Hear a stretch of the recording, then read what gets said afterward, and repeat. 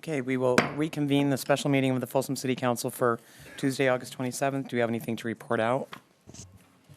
No final action, Madam Mayor. Okay, then we will adjourn the special meeting and convene the regular meeting of the Folsom City Council for Tuesday, August 27th, 2019.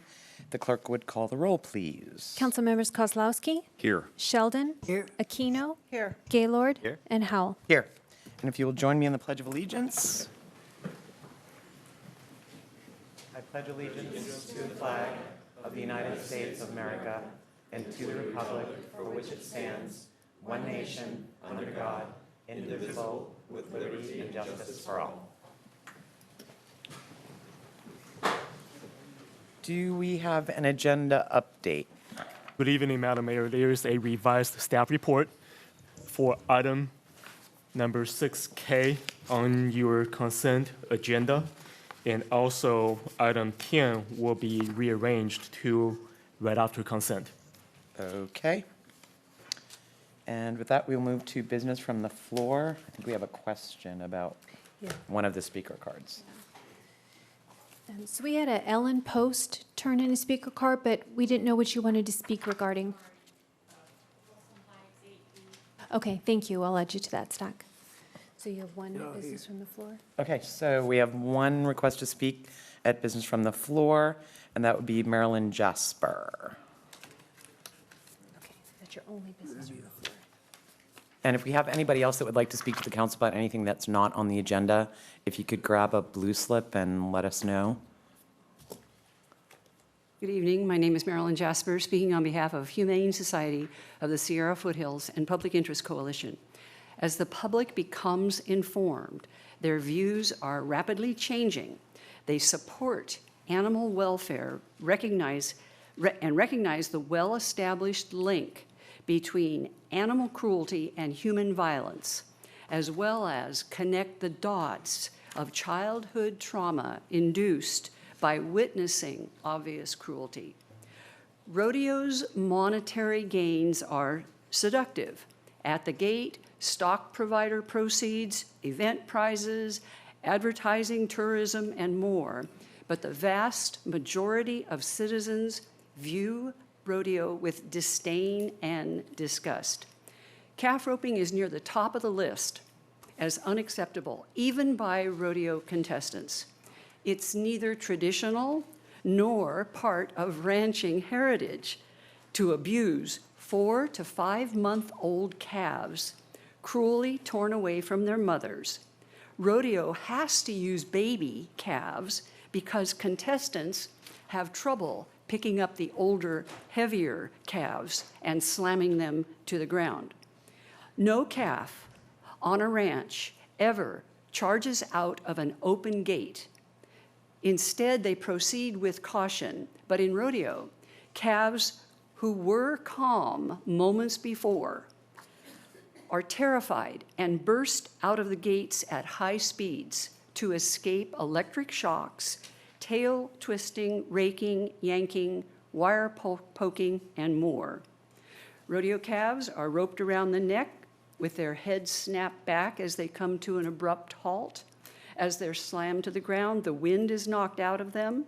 They may scream if they can breathe and defecate from terror.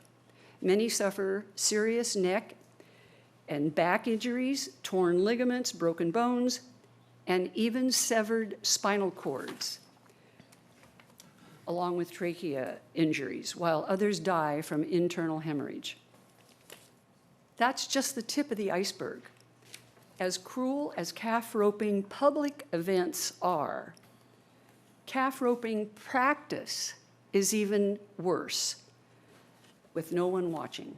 T.K. Hardy, a calf roper and veterinarian, has cited the hit to his pocketbook in practice sessions. He's quoted telling Newsweek, quote, "I keep 30 head of cattle around for practice at $200 a head. You can cripple 3 or 4 in an afternoon, so it gets to be a pretty expensive hobby," unquote. This is what rodeo creates and Folsom supports. If rodeo cannot yet be banned in Folsom, When rodeo contracts come up for renewal, we urge this city council to take the high road, ban calf roping at least, and consider banning flank straps and spurring. Thank you, and I have a handout.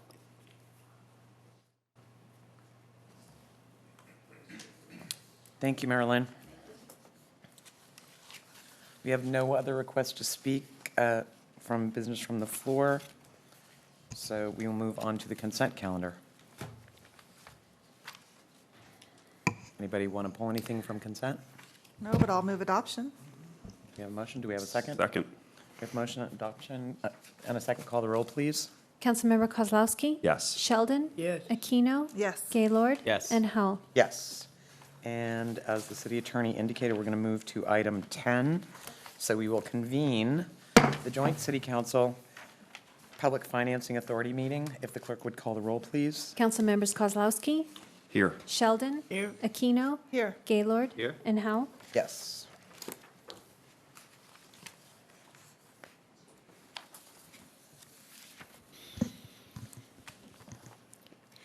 Good evening, Madam Mayor, members of the council. I'm Stacy Tamani, Finance Director. Before you tonight, you have the information for the Folsom Public Financing Authority Water Revenue Refunding Bonds, Series 2019. For background information, in 1998, the Folsom Public Financing Authority issued $19 million in water revenue bonds to partially finance the 1998 water project, which increased the peak capacity of the water treatment plant from 25 million gallons per day to 40 million gallons per day. In 2005, bonds for the 2005 water project were issued in the amount of $14.3 million to increase the capacity of the water treatment plant from 40 million gallons per day to 50 million gallons per day.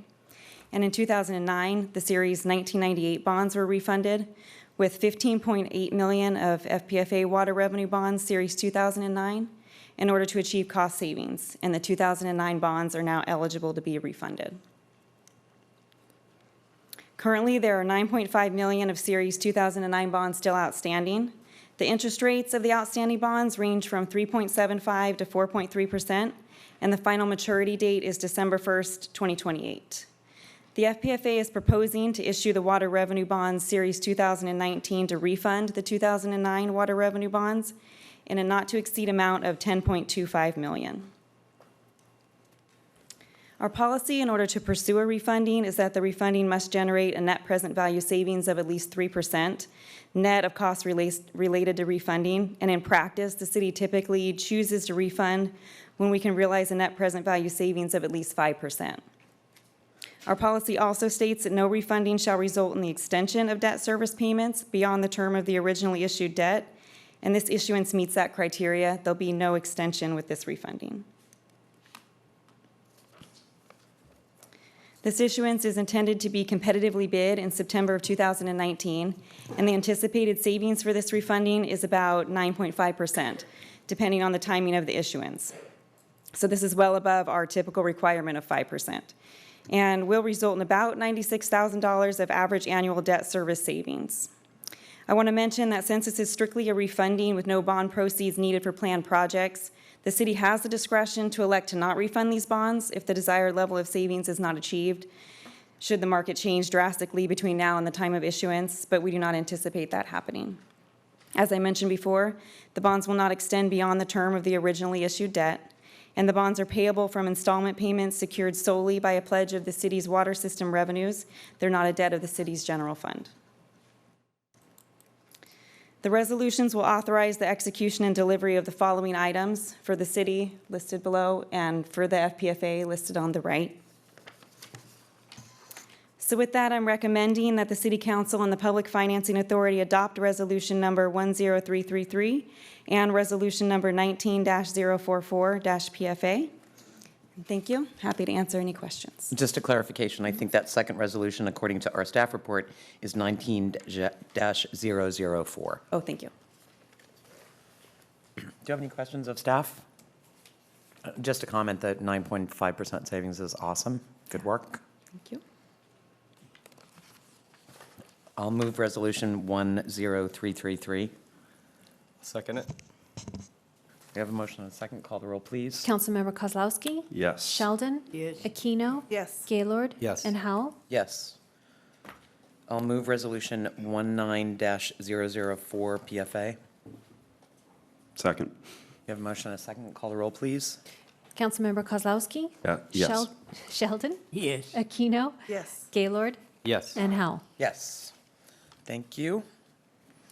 And with that, we will move back to item number 7, public workshop relative to the utility rate studies. So Mayor, before our staff and consultants get started with this item, I just wanted to explain that this is indeed a workshop, not a public hearing, and that means that there will be no council action at the conclusion of this item, but our staff will instead be looking to council for feedback and direction for rate structures for our water, wastewater, and solid waste utilities. This conversation is long in coming. Folsom hasn't actually changed the majority of our commercial solid waste rates since 2003, the majority of our residential solid waste rates since 2004, and in 2004 they actually went down. We haven't changed our wastewater rates since 2008, and we haven't changed our water rates since 2013. We are very purposely bringing all 3 rate studies to you tonight because we wanted you to be able to assess the total impact for the average ratepayer rather than piecemeal it to you over several different meetings. You are going to hear primarily from 2 of our department heads, Environmental and Water Resources Director Marcus Yasutaki. He will discuss the water and wastewater side of things. And then Public Works Director Dave Nugent will address the solid waste side of things as well as their consultant team. So with that, I will turn it over to Mr. Yasutaki. Thank you, Elaine. Mayor Howell, members of the council, Marcus Yasutaki, Environmental Water Resources Director. Yes, we have a couple items and 2 presentations before you tonight. One will cover the water and wastewater side, and we have our consultant HDR and Sean Corn in the audience that will provide the presentation, and then Dave Nugent and R3 Consulting will provide the solid waste portion of the presentation. One thing you will see in ours that you won't necessarily see in the solid waste presentation is just some of the background and the requirements like Prop 218, things that we have to meet in order to do an actual rate adjustment. So Sean will provide some of that background, but the inputs to what goes into the cost of service analysis and a rate design are very similar between the 2 utilities. It's just, staffing is different for different purposes, and capital replacement is different for different items. So with that, I will turn it over to Sean, and he'll just provide you with some of the background and then go over the water and then the wastewater portion, and then we can answer any questions or we can move into solid waste. So however City Council would like to proceed, we will go forward with that. Thank you. Thank you, Marcus. Madam Mayor, members of the council, appreciate the opportunity to be here. As Marcus said, I'll be talking you through the water and wastewater process. This evening, I'll start off by talking about an overview of the rate setting goals and objectives, how we establish cost-based rates, so that gets to the heart of the Proposition 218 process and providing that equity and proportionality between customer classes. And then I will go through the water and wastewater rate study results and talk about the approach and methodology that we use to establish those rates.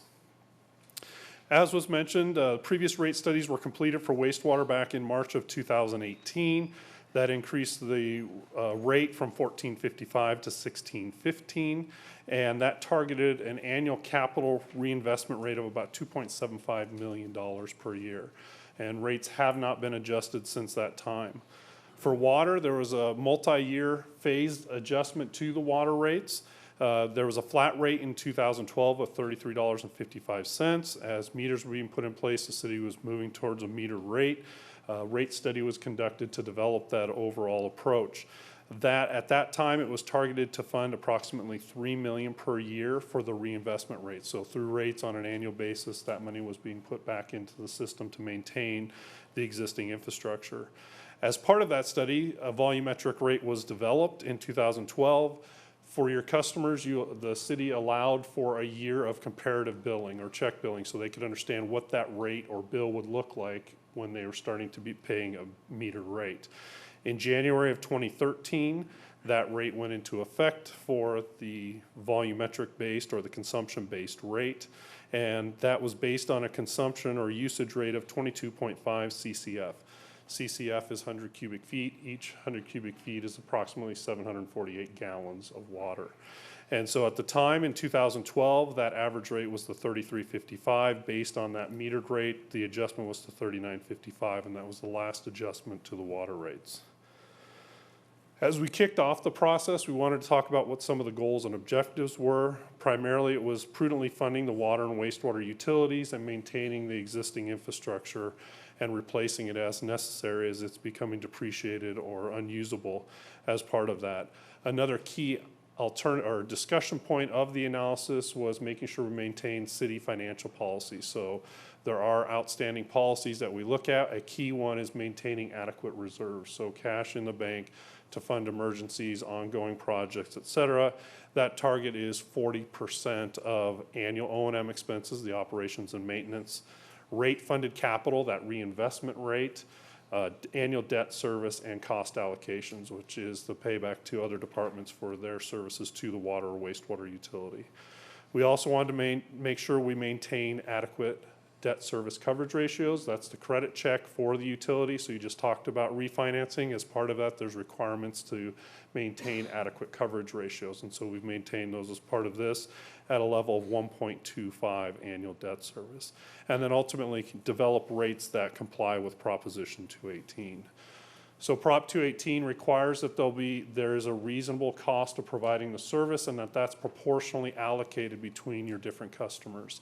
And it's not prescriptive. There's been lawsuits in the past 5 years. Several of those have come back and redefined how a cost of service needs to be developed for utilities to meet the requirements of Prop 218.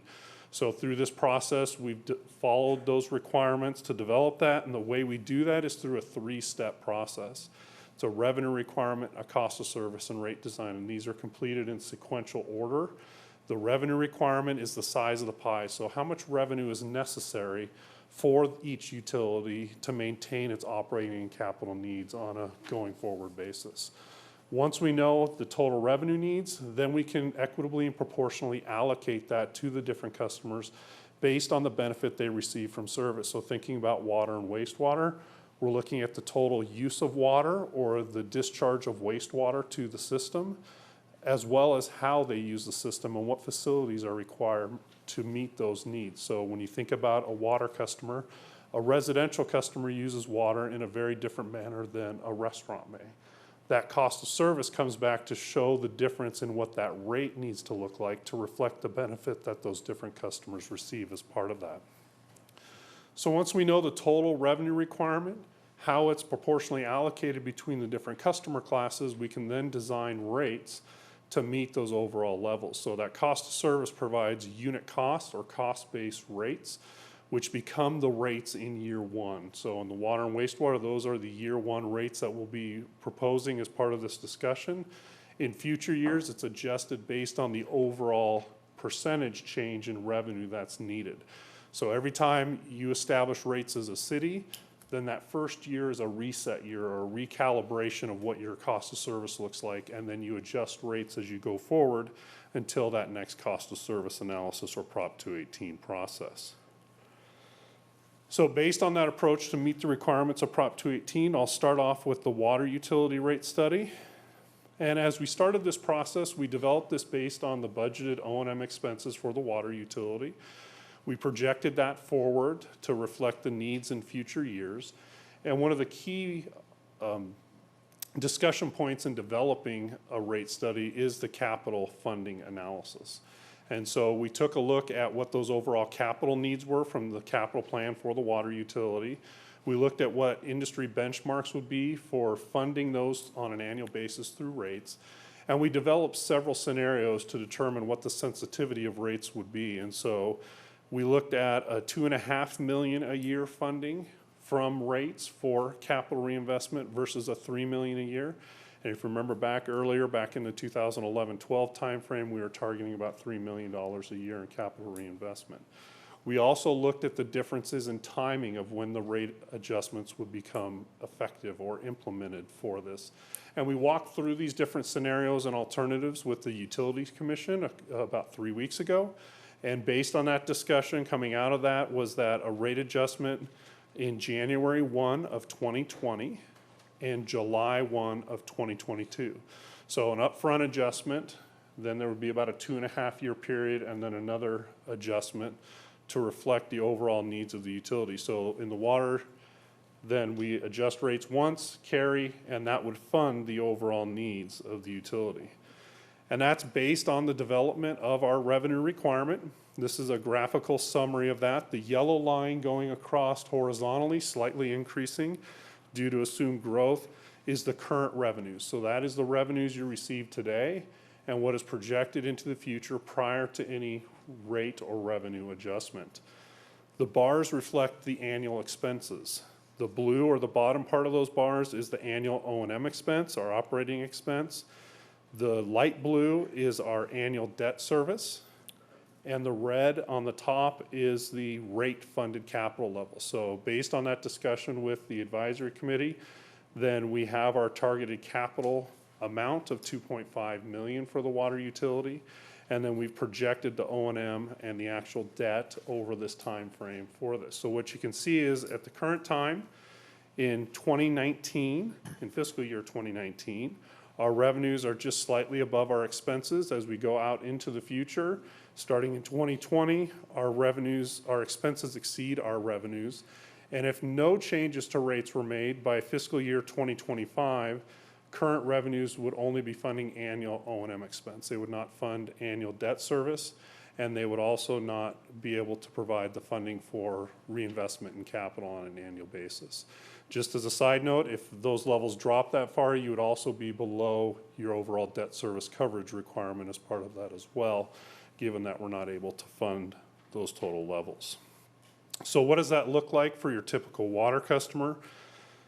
Based on the revenue adjustments that are necessary, the current average bill is $32.28. That's based on 16 CCF.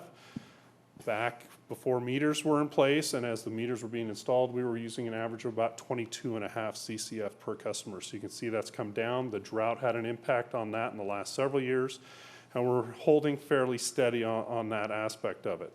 So based on the January 1, 2020 bill, since it's being recommended to be implemented in January, there's 6 months at the old rate, 6 months at the new rate. That average annual bill is $36.07. That would then increase in 2020. The rate wouldn't change, but you would have a full year at that new rate. And then no changes until July 1, 2022, where that increases another about $4.38 for the average customer. So overall, over the time period, just under a $12 a month change over this 5-year period. This does reflect the need to prudently fund O&M and the reinvestment in capital of $2.5 million, as well as maintaining the city's target reserve ending balance of 40%. Here's a comparison of the $2.5 and $3 million reinvestment for water. The $2.5 million is the recommendation that came out of the Utility Commission discussion, and you can see those average bills under the scenario with looking at scenario 1 versus scenario 2, about $500,000 difference annually in capital reinvestment. In 22, that is about $1.50 difference between for the average customer bill. Once we knew the overall revenue needs to fund the O&M and capital, then we could develop the cost of service analysis. There were cost differences between the different customer classes of service. We also had to update the analysis from prior studies to reflect the current legal requirements. So as part of that, we need to go through and determine what the price is per tier. So looking at this, we have our residential tier 1, residential tier 2, residential tier 3. Non-residential is charged the same rate or a uniform rate for all consumption.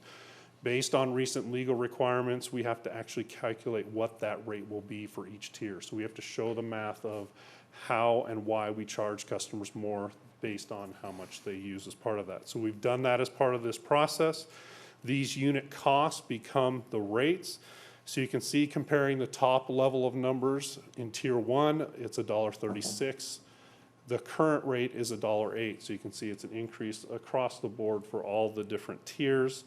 A slight decrease in Tier 3. Again, that's the difference in how rates were developed in 2012 versus the requirements we have today under Prop 218. The fixed charge is also projected to increase from $15 per month for residential customers to $18.10. And then you can see a very similar change on the non-residential side for the consumption charge, and then a slight decrease in the fixed charge for those customers. What is the volume difference between Tier 1, 2, and 3? Because the increase in cost would counterintuitively tell me that maybe Tier 3 uses the least water. Is that the case? So Tier 1 is the lowest amount of water, Tier 2 next, Tier 3 is the highest use, and I just went blank on my tier sizes. Sorry, Marcus. So 0 to 20, Tier 1, 20 to 40, Tier 2, and 40 and above for Tier 3. Got it, thank you. And that's in CCF. Yeah. And that's been one of the challenges with rate studies on the recent time, is defining what that price is for that upper tier, because in the past, there was no requirement to actually come back to that price. It was usually a price signal to customers based on the utilities, conservation goals, incentives, et cetera. And so that's how we calculate that now to meet that new requirement that we have. So based on the overall revenue need, the cost allocation, we could design rates. We've maintained the current customer classes of service, or those different rate schedules. We've maintained the current residential rate structure. We have not changed the tier sizes. We developed the tier pricing and the fixed charges based on those unit costs on the prior slide, as well as the commercial side. It's based on the cost of providing that service for the water customers. Here's a summary of the proposed rates. You can see January 1, 2020, that middle category, 1810, and then the rates are the same as the unit costs. And then in July 1, 2022, then those increase again based on the overall revenue needs of this time period. Same with non-residential. On non-residential, there is a variable meter charge based on the size of the meter. So the larger the meter, the higher the fixed charge based on the capacity of those meters, and then a uniform commodity charge for all customers. So where do you compare today? On the far left is the current City of Folsom rate. That's the main area, and that is increasing to over 2, but it's still Folsom, up to $39.86. The second column is the east area current, and you can see that's increasing. It moves over about 4 or 5 spots to $44.06 as part of that. And so still on the left-hand side of the comparison here for the different utilities that we look at. Again, this isn't an apples to apples comparison. Other utilities are doing rate studies, different levels of reinvestment into their system, different levels of debt, and how they've maintained their systems. And so this gives you an idea of how your rates compare, though, currently today before any other changes to other utilities. The 4406 rate, though, is the rate in 2 years compared to the current rates for all these other municipalities. The 4406 is the proposed fiscal year 20 East area rate. Oh, okay, got it. So that would be adjusted as part of this study as well. Okay. On the wastewater side, very similar approach. And can we back Yes. up just a little bit? And Marcus, maybe you can come up and answer this question. I think it's important for people to understand. I've gotten a couple of emails and seen some comments on some inaccurate information that's being posted on social media. And I think it's important for people to understand that the vast majority of the reinvestment in the capital expenditure that we're talking about is going to take place north of the freeway. Everything that we have in this rate study is north of Highway 50. If we have to reinvest south of Highway 50, something went wrong in the installation, because we shouldn't have to look at any of those facilities, except for maybe pumps and stuff, for at least 10 to 15 years. Okay, so I just want anybody that's watching this either here or at home to understand that all of this is money that will be spent north of the freeway on older facilities, whether they be water pipelines or before we even get into the wastewater piping. We've got significant amount of older piping north of the freeway that is going to need attention. That is correct. But Okay. if I can on that, so in your comments to the B today, it was basically you said for the next 5 years. So after the next 5 years, it'd be fair to say that those funds would be used or could be used for south of 50 infrastructure improvements. I wouldn't paint that as an accurate picture in the sense that we only looked at this in a 5-year window. So when the next rate study or cost of service analysis would be conducted, it would be unlikely that even in the next 5-year analysis, we would have any significant south of 50 projects in there. Now, there may be some small things like we have to change a pump out, but in terms of digging up the roads and any streets to install large pipelines, to do any work on the tanks or actual significant pipe work, I highly doubt that we would have that. And if we did, like I said, it was a major installation flaw or, a manufacturer flaw of some sort of product that was installed. But I would not foresee, even if we were looking out 10 years, maybe even 15, that we would have any significant reinvestment on the capital side south of Highway 50. In a 15-year time period, we could be looking at maybe relining of a tank or relining of a tank roof, but I wouldn't expect there to really be, unless there was a failure somewhere, we shouldn't be doing anything on pipelines for 15 or I would say closer to 20 years. That is correct. I would agree with that. I just wanted to make sure that was clear. Thanks, Marcus. In the course of doing the analysis of the revenue, the anticipated revenue, did you factor in the possibility that people might choose to conserve to offset the additional cost? And what's that effect likely to be on our usage? So one of the things we did take a look at is we really, I wouldn't say ignored, but kind of pushed aside some of the non-metered thoughts that we had previously. So that 22.5 CCF that the 2012, 2013 rate study looked at, we pretty much scratched that and started over, essentially looking at 2015, 2016, 2017, and part of 2018 data, because that was really giving us a good indicator of not only what metered rates do, but behavioral shifts because of the drought and the increase in water use efficiency. And so I think in our next rate study, when the new water efficiency legislation starts to kick in and we start having to do reporting in 2023 and 2027, that is, I think, going to be a prime time to even look at where water usage might be at that point in time. A lot of what we see south of Highway 50 and even new development north of Highway 50 are going to have those water use efficiency standards built in just through the Model Water Efficient Landscape Ordinance and the California Plumbing Code.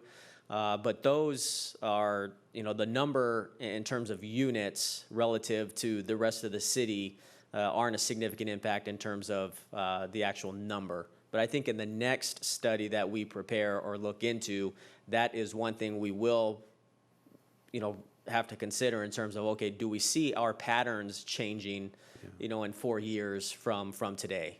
With the information that you have currently, though, are you seeing that the sort of landscaping strategies and the ways that people change their behavior during the drought are proving to be at least partially durable? Are they continuing to be conservative in their use? I would say so. I'd say we probably had, when we were at the peak and we're in a 25 to 30% savings mode, we can probably, and it varies month by month, and obviously depending on how wet the season is, but we can be anywhere between 10 and 15% overall of a reduction. So maybe between a 10 and 15% rebound, depending on the time of the year. But I don't believe that we are going to rebound to where we were in 2014, 2013 and 2014 on a, residential basis. Glad to hear that. That's consistent with what you've told me in the past. With some more time under our belt, I was curious. And I think to add to that, we had estimated at the time that the water meters were being installed, the rule of thumb nationally is when you go from a flat rate to a metered rate, the typical amount of savings is about 20%. If you add to that the fact that we went into drought circumstances not long after the meters were installed, I think that basically explains the additional amount of savings over the 20%, going from 22 down to 16. And I think if we, as we move forward, as additional houses are built south of the freeway, and even the new houses that are being built north of the freeway because of the changes in landscaping, the plumbing code, and all the things that Marcus has referred to, I will be surprised if the next rate study we aren't at something closer to an average of 15 units a month, as opposed to the current 16. So all of my questions were leading towards the fact that the rate increase that has been proposed to us is relatively modest in terms of real dollars, and maintaining a conservative approach to water use can offset that for anybody who's sensitive to that price change. Correct. And as we've talked about before, we're using an annual average of 16 CCF per month. So in the wintertime, like this year, for instance, when it was raining through May, I would suspect if we looked at everybody's or most people's monthly usage, it was probably lower than average just because they didn't have to turn their sprinklers on as soon. And, relatively cooler spring and summer compared to prior years, that may have had an impact as well on the spring-summer season. But I think on average, we're probably pretty darn close based on 4 years of meter data. And I think, I think that certainly played out at my house. I think my typical average in the winter was 10 CCF a month, but I have a very large lot and a pool, and so my summertime use is probably 30. Yep. But the other thing that I think is important is that our predictions with regard to changes in the amount of water that was being used have been pretty much right on for the last 10 years or so. And the other difference, because we look at some of these other rates, and I think we need to keep in mind that the city of Folsom is a municipal agency, and some of the things that happened with some of the neighboring agencies, I'll use San Juan as the example. They're not a municipal agency. They're nothing but a water agency. So when their water usage amongst their customer base decreased fairly dramatically during the drought, they jacked up their water rate significantly because they don't have any other source of revenue to fall back on. We can kind of weather the storm a little bit because the water utility is just part of a bigger financial picture, whereas some of the other agencies don't have that. Yeah. And I guess if I can add a quick plug for one of our services we provide, or we can come to your house or your business and actually perform a water audit for your particular household. So we can identify places where we might be able to help achieve some of those savings if this proposed adjustment, is a more significant impact for somebody. So we do have the ability to, we do offer that as part of their service as well. So it's a great service. They're great. I've had some of the staff at my house, and I know some of my neighbors have used it. And I think the other thing that I want people to understand is that this increase in the fund balance to go toward capital improvement projects means, although we did have to do significant amount of bonding for the expansions that we've done at the water treatment plant, this is basically planning for us to pay as you go. So we're not expecting to have to do a lot of new debt, in fact, ideally any new debt, to pay for these upgrades that we know that we're going to have to do in the next 15 years. yeah, that is correct. And we are not proposing any new debt in this rate study. So these fees can't be used outside of the intention of public works and all that jazz. It doesn't go into a general fund. It has no other allocations, right? Correct. The water side can only fund the water projects, and the wastewater rates would fund the wastewater projects. That is correct. That is the entire basis for Prop 218. Prior to the passage of Prop 218, City of Folsom would have been guilty in the 70s because we basically stole a water service from San Juan Water District because the general fund was in deep trouble.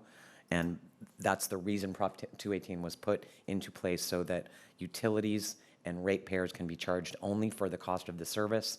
It can't be used to backfill building a park somewhere else in Folsom. So that's the entire reason for having this hearing, and for the notifications that we have to send out once we decide what the rate increases, if any, are going to be.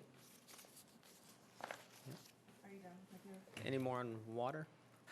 Interrupted him from wastewater. So. Yeah, so I mean, I understand that case can be made, but I'm also sensitive to people who do live on a fixed income. Are there special programs for people who are low income or maybe senior citizens? And then do residents have the ability to, I think like what PG&E does where, you know, presumably your water bill is lower in the winter because you don't have your sprinklers on. Do you have the ability to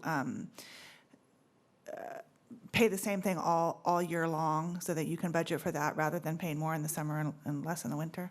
We don't currently have anything that's set up that allows you to pay the same on a monthly basis all year long, but we do offer a low rate assistance program. So we do have, I want to say close to, and I'll have to check the numbers, but maybe around 700 or so that have applied for the regional SAN portion. So regional SAN offers, and I can get the numbers on the water side, but we do, as part of our the base rate or the base charge of the rate, we do have a lower amount that would be used for, say, low income. And finance, and I can get it from finance, but they have the criteria in terms of what could qualify. And I have it in my packet if I just have to dig it out. I did get that from finance, but we do offer that for those that meet the criteria. And maybe for people that think they might qualify, if they contact the finance department, then they can get the requirements for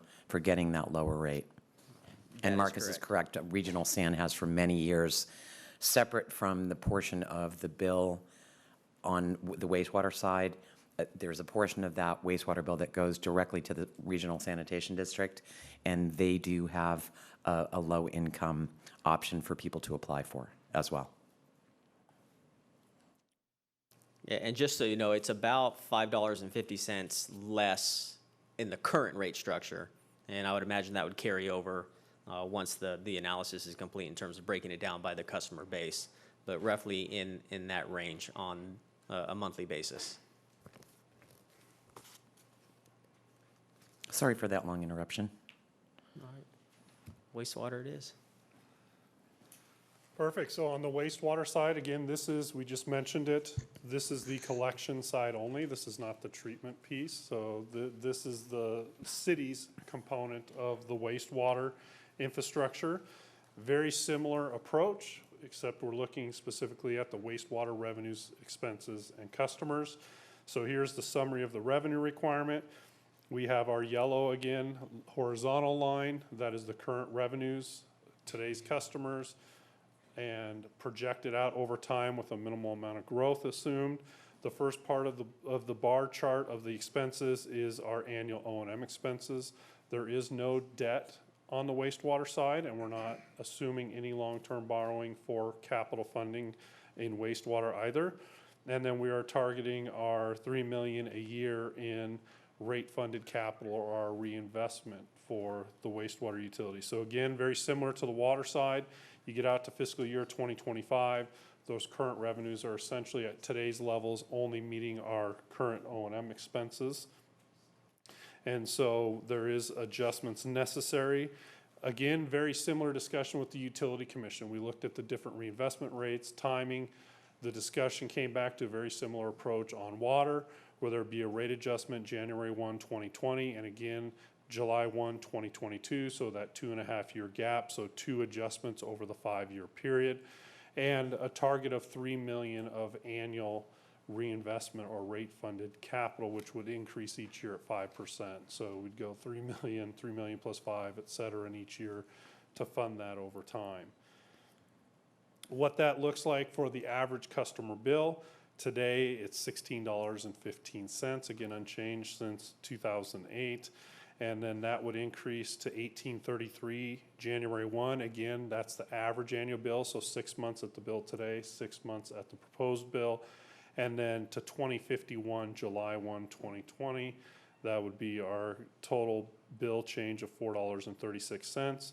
And then July 1, 2022, another $4.92 increase based on the need to fund the operating capital, maintain that $3 million a year of funding for capital over the long term. And so again, this is driven by that target funding need for capital reinvestment, as well as our ending reserve balance target of 40% component. So we've maintained both of those parameters throughout this process.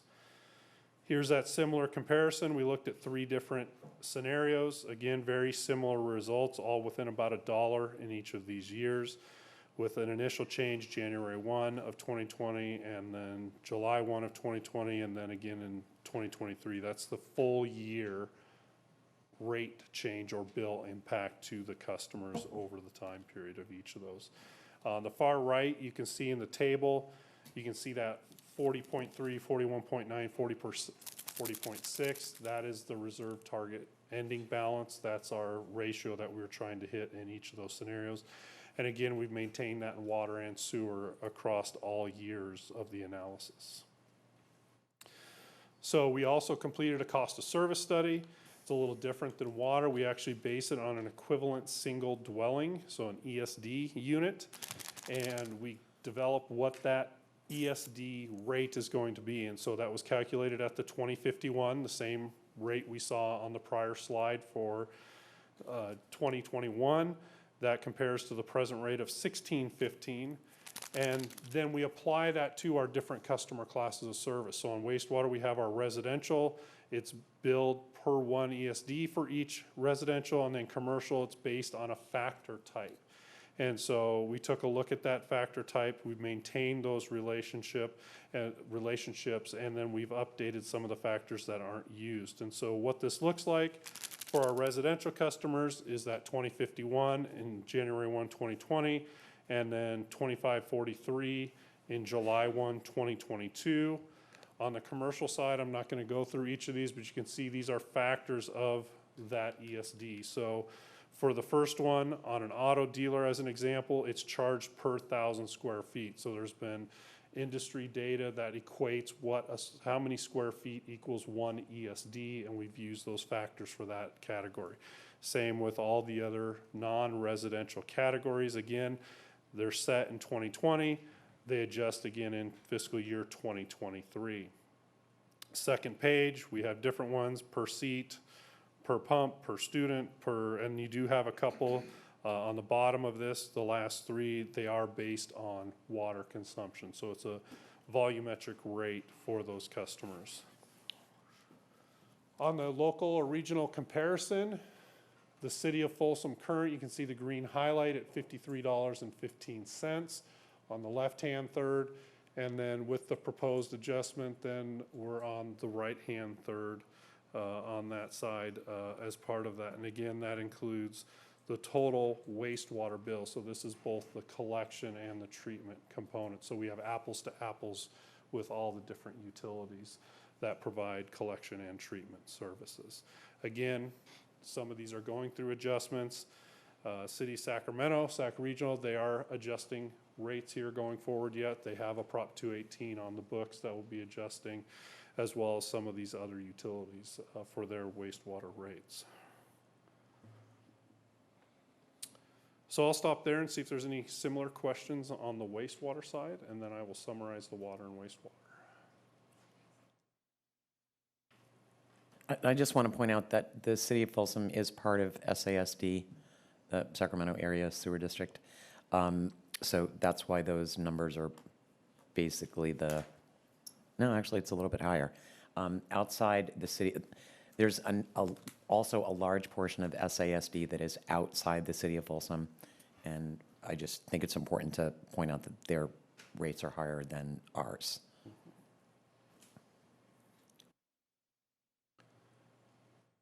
So in summary, for the water and wastewater studies, revenue adjustments are necessary. That's based on meeting the city financial policies for ending target reserve balances, as well as prudently funding reinvestment into the water and wastewater systems. The revenue needs vary depending on the scenarios we looked at. We have developed that cost of service to provide those proportional and equitable rates for the different customer classes of each utility.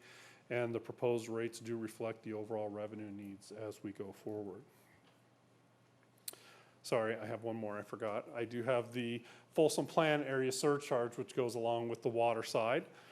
So this is the payment of 5,000 acre feet per the water supply agreement. It's based on the agreement with Golden State Water Company. And this is similar to the East Area Charge. It's for residential and non-residential customers, and it's a separate line item on the bill for those customers. So what we do, the mechanics of this, we take a look at what that annual contract amount is. In this case, it's 1.78 million, almost 1.8 million.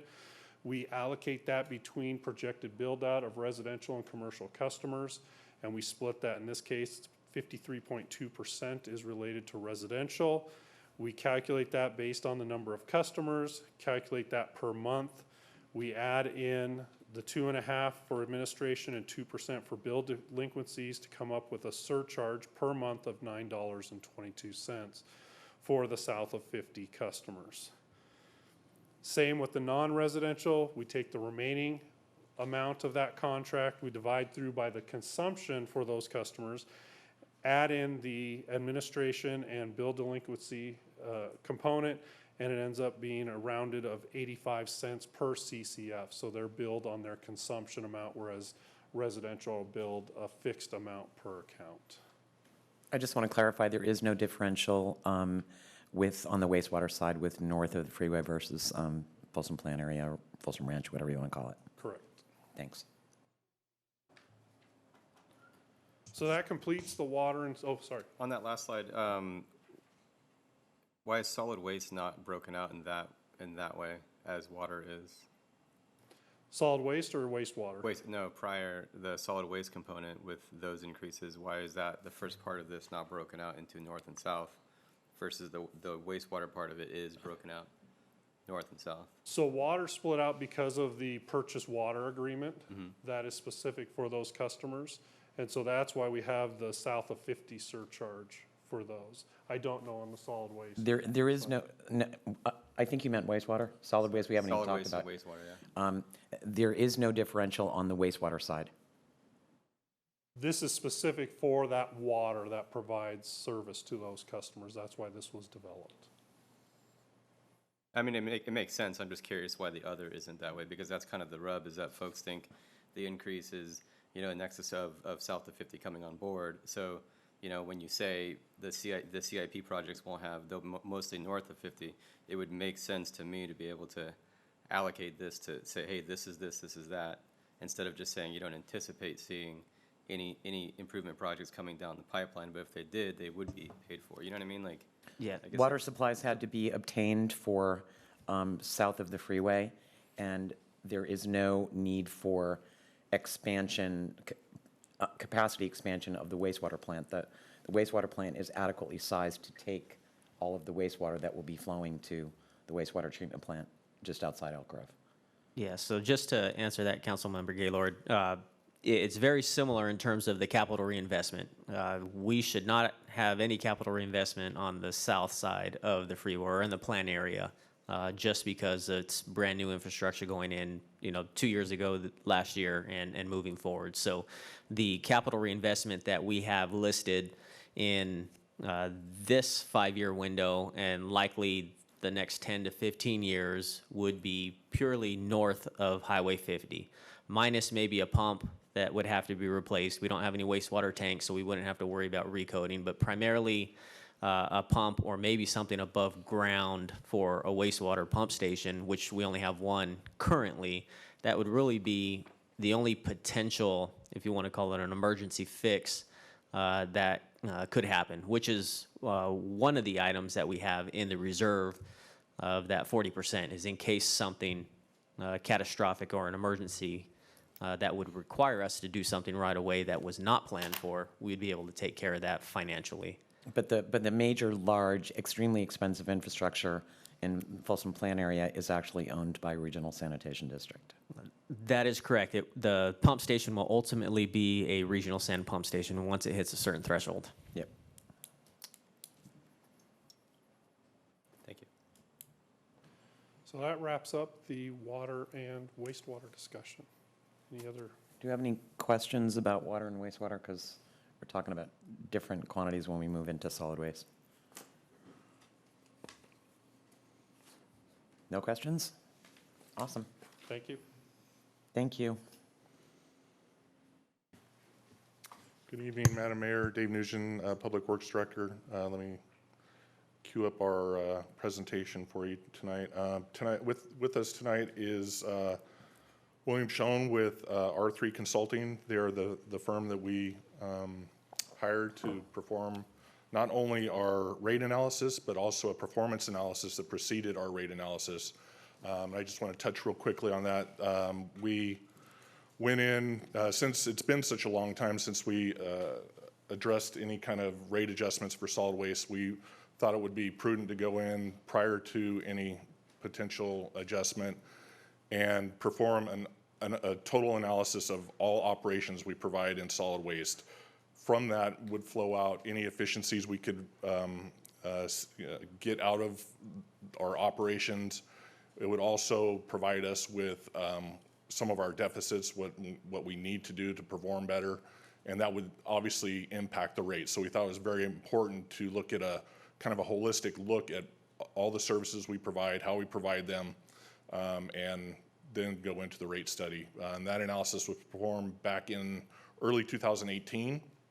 And since that time, we've been using what's come out of that analysis to help drive some of the costs that you'll see in our proposed rate study.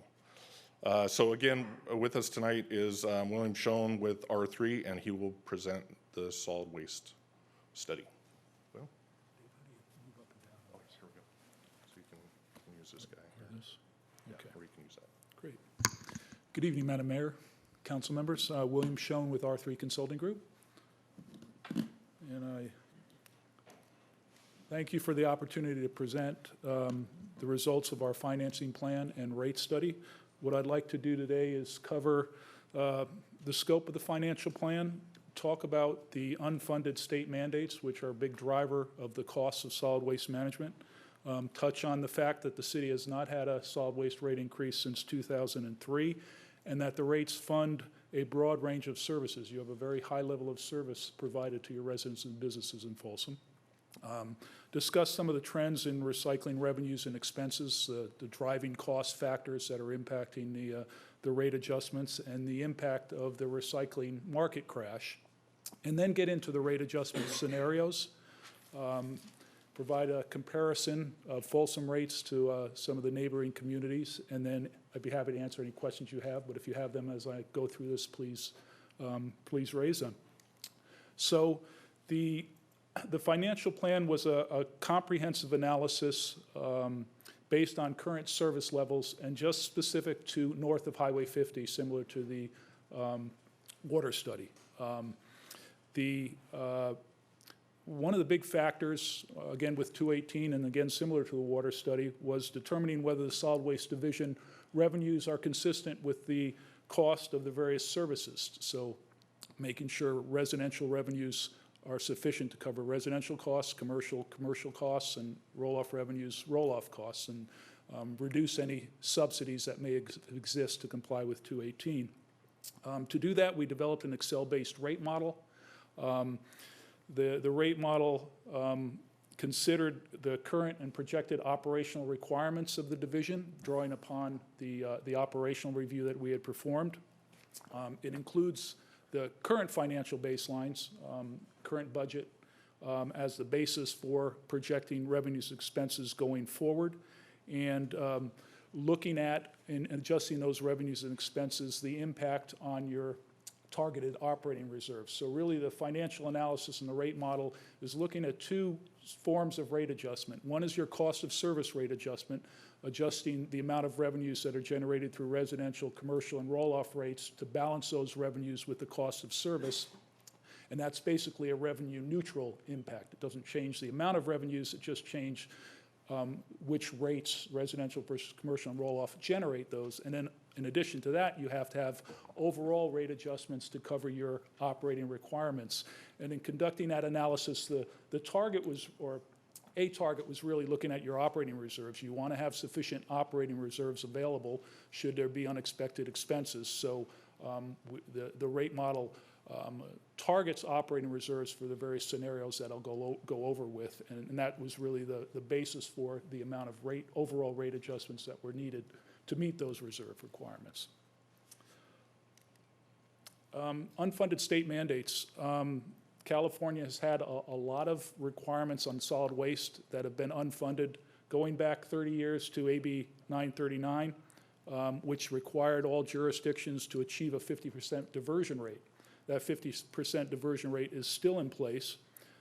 Since that time, however, there's been a number of significant additional legislative requirements, including the AB 32, which required mandatory commercial construction and demolition recycling, AB 341, which requires mandatory commercial recycling, AB 1826, which requires mandatory commercial organics recycling, food waste and yard waste, and also AB 1594, which sets limits on the use of green material, residential and commercial yard waste, which is currently used about almost 8,000 tons of the city's green waste is used as alternative daily cover at this point. It's used at the landfill to cover the garbage instead of dirt, which is an allowable use for that material, and you receive diversion credit for that material at this point. But come January 1st of next year, that diversion credit will go away. So if you want to continue to have that diversion credit, you're going to need to find a home for that green waste that satisfies the requirement, basically composting it and using it as a value-added material. So those are all the requirements that are currently in place, and the rate model accounts for all of the costs to achieve full compliance with those requirements. In addition to those requirements, we also have a new requirement which is currently undergoing final rulemaking, SB 1383. It's the most significant new regulation in solid waste since AB 939, 30 years ago. It establishes a 50% reduction in organic waste disposal by 2020. That's the goal. We're not going to get there, but that's the goal.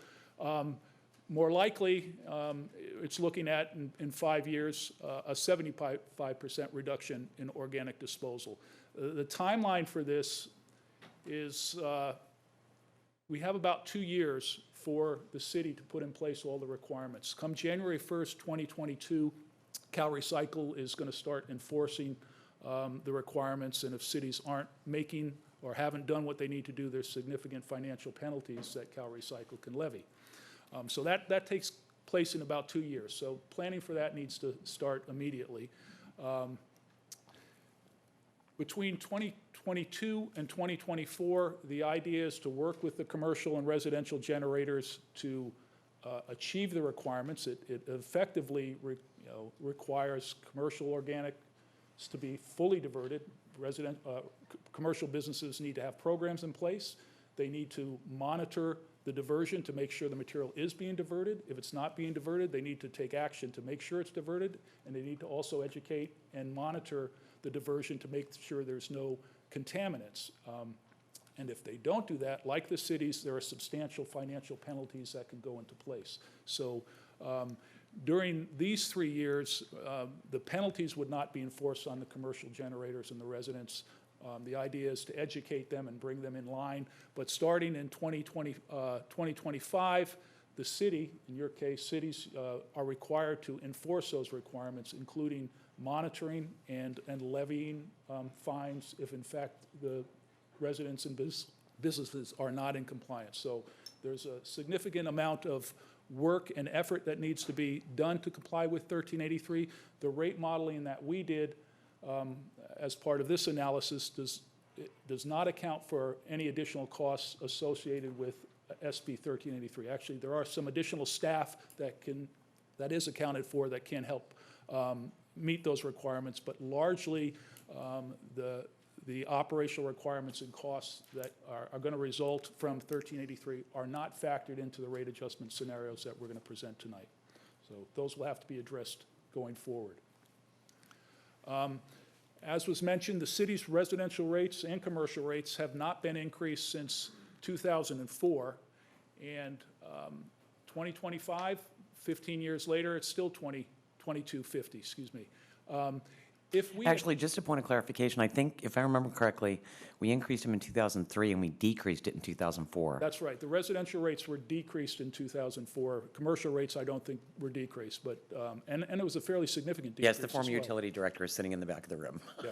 So what this chart shows is, had that 2250 rate been increased by the CPI, effectively, the Water Sewer Trash Index, today it would be almost double, $43.99.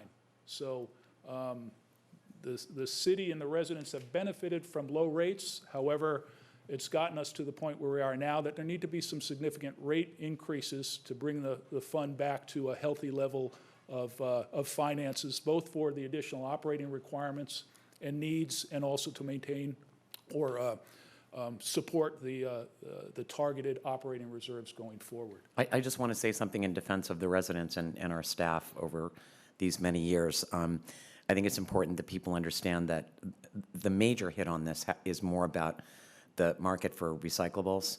And I think it's important for people to understand that for a long time, the prison population was actually doing our sorting of recyclables. Once that facility was shut down, the city of Folsom continued to be one of the highest achievers in the state of California about the diversion rate of recycling in Folsom. So when there was a market for that, a robust market, that was super, super good for the residents of the city of Folsom, which is why we were able to go so long without any increases. But, you know, those days unfortunately are over, and it's, you know, we're going to have to do whatever we can, and I know that the residents of the city of Folsom will continue to step up as they have in the past. Correct. So those rates cover the basic core services that the Solid Waste Division provides: weekly residential solid waste collection, biweekly recycling and green waste collection, service level appropriate commercial collection, where the collection schedule is weekly or no less than weekly, but depends on the needs of each of the individual commercial businesses in terms of the size of their container and collection frequency. You have roll-off collection services, both permanent and temporary roll-off services, and also special event collections. So those are your basic core services. But as I mentioned before, the city has a very high level of service that it provides, unlike most other jurisdictions. There is Sunday service for commercial customers. Most jurisdictions don't offer Sunday service, and many don't even offer Saturday service. You have a second recycling and green waste can at no additional charge. You do door-to-door hazardous waste collection. There may be one or two other jurisdictions that have a program like that. I don't think it's nearly as robust. So you are among a handful of jurisdictions in the state that offer that service, and that's a great service. But there is a cost associated with it. You provide bulky item collection up to 3 times per year. That's a very high level of service. In my jurisdiction, we don't have it at all, and most jurisdictions that do offer it once or perhaps twice a year. So 3 times a year is significant. You have dedicated public education efforts and other services that are typically not offered as well. Curbside collection of motor oil, batteries. So again, you have a very high level of service, but there is an associated cost that goes along with that. Speaking to the recycling rate in the city, you're currently at about 71% as of 2017. The state's goal, overall goal, is a 75% diversion rate, but the state is way behind that. Your diversion rate of 71% is at the upper end of jurisdictions throughout the state. So the residents and businesses in the Solid Waste Division have done a very good job in terms of diverting material from disposal through the various programs that they offer. Excuse me. So as David mentioned, we did a performance review prior to the rate study and financial planning. What we found is that the collection programs are well managed. However, there are some significant opportunities for improvement, including related to safety, establishing more performance standards and policies and procedures to support that, more of a management by metrics type approach. There's a need for staffing levels.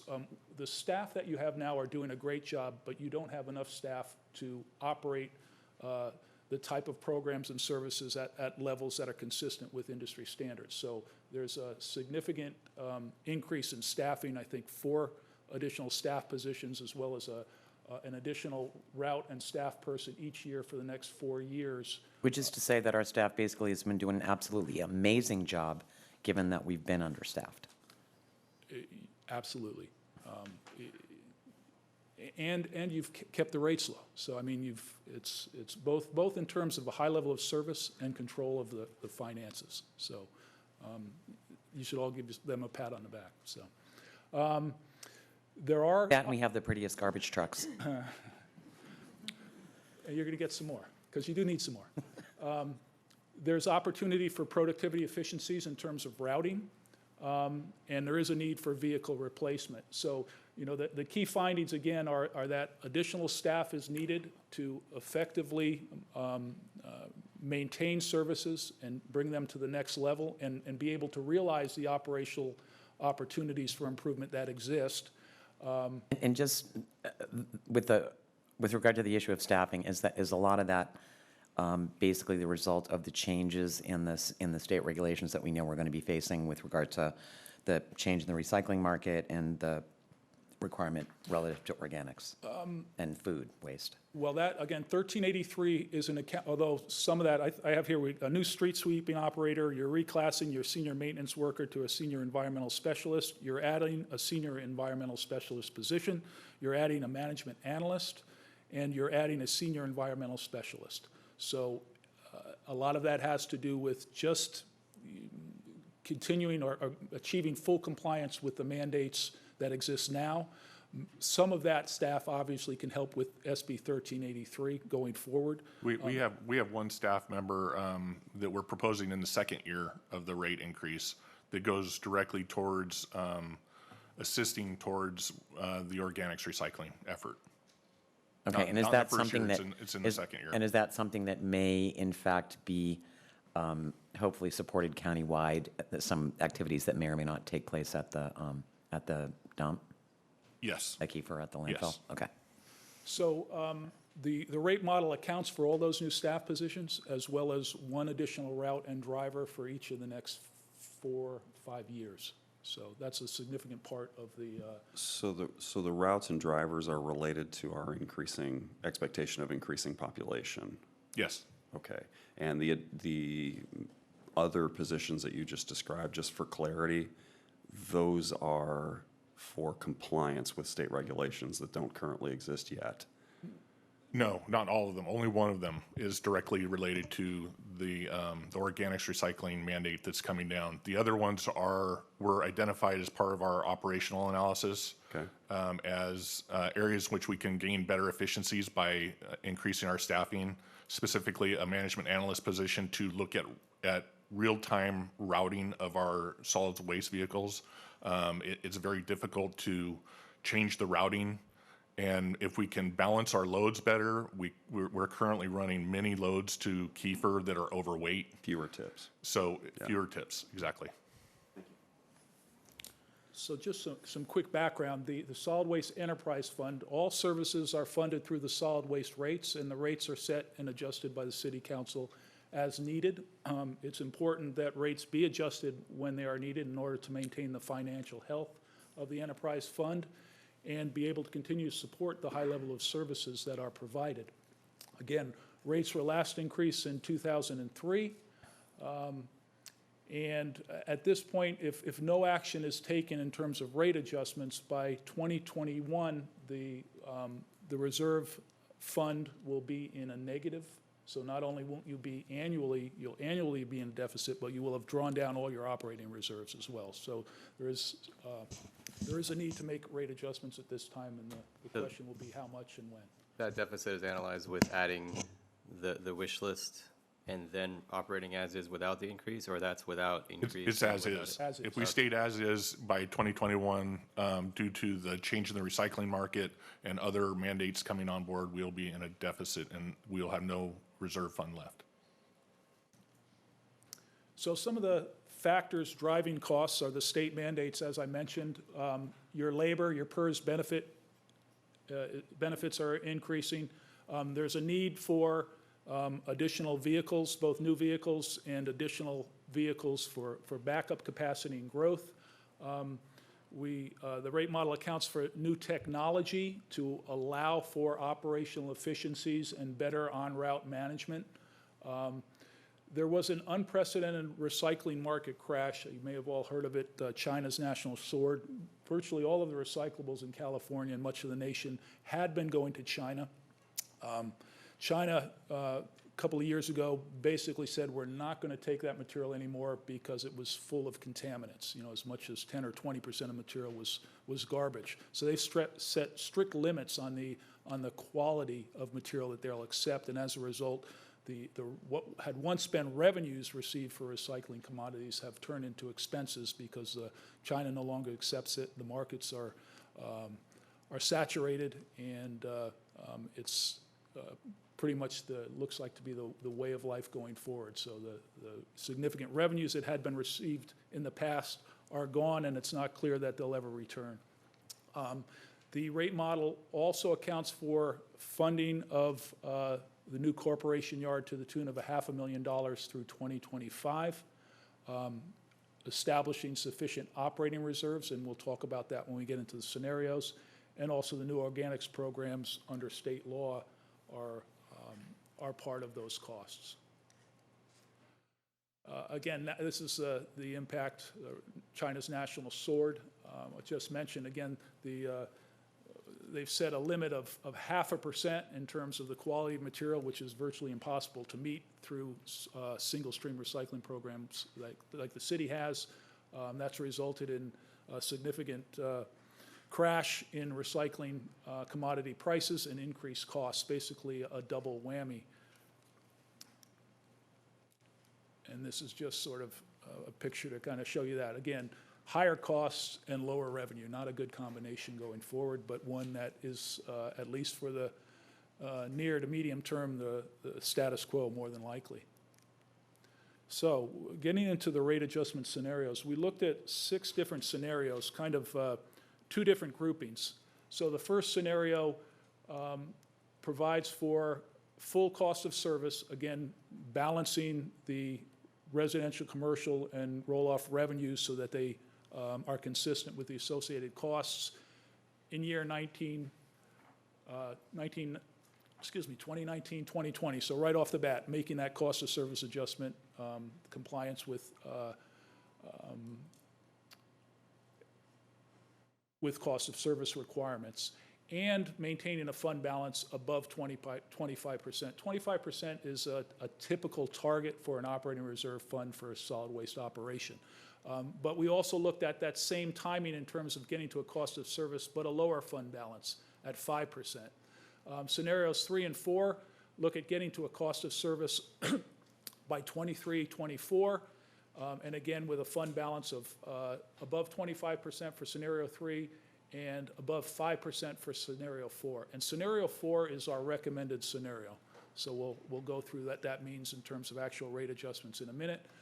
Scenario 5 spreads that timing in terms of getting to a full cost of service out towards the end of the 10 years. And again, with 2 different related scenarios, one with a 25% target operating reserve and the other one with a 5% operating reserve target. This simply shows the required rate adjustments, residential rate adjustments for those 6 different scenarios. Again, for the scenarios 1 and 2, where you have a much shorter time frame, basically achieving the cost of service in the first year. Obviously, you have major rate increases right off the bat, and then basically flat to minimal going forward, as opposed to if we're looking at scenarios 3 and 4, where we're looking at achieving the cost of service in 5 years.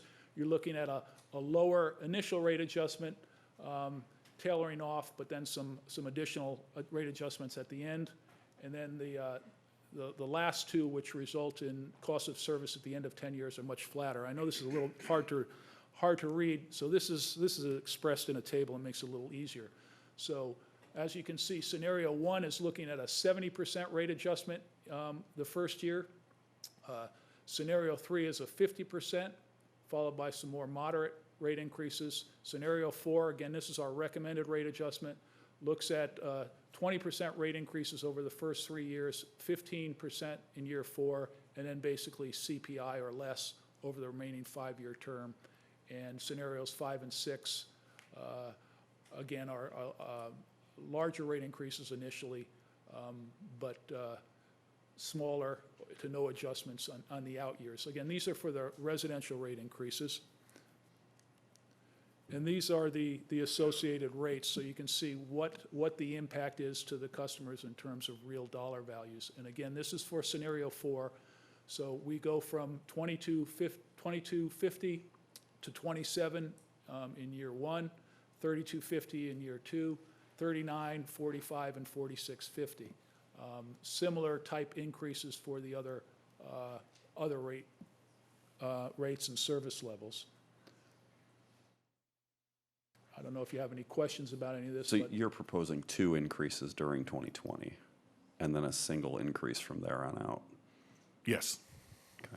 It's, when we undertook this study, we were hoping to meet the initial beginning of the fiscal year in July, and it's just, pushed out, so we're kind of stuck with the ever-increasing expenditure of the revenue of the recycling market, drawing down that fund balance quickly, so we need to act quickly. Okay, and in addition to that, we don't currently have an additional charge for an extra recycler and extra green waste, and we're going to start charging for those extra cans? Yeah, there are some other rate adjustments in addition to that in terms of service. Okay, it's just that there's a lot of people that have more than one. I just want to make sure people realize that's what's being proposed. I believe that's for beyond the second can. Yeah. Okay. So if you have 3, you get an additional charge.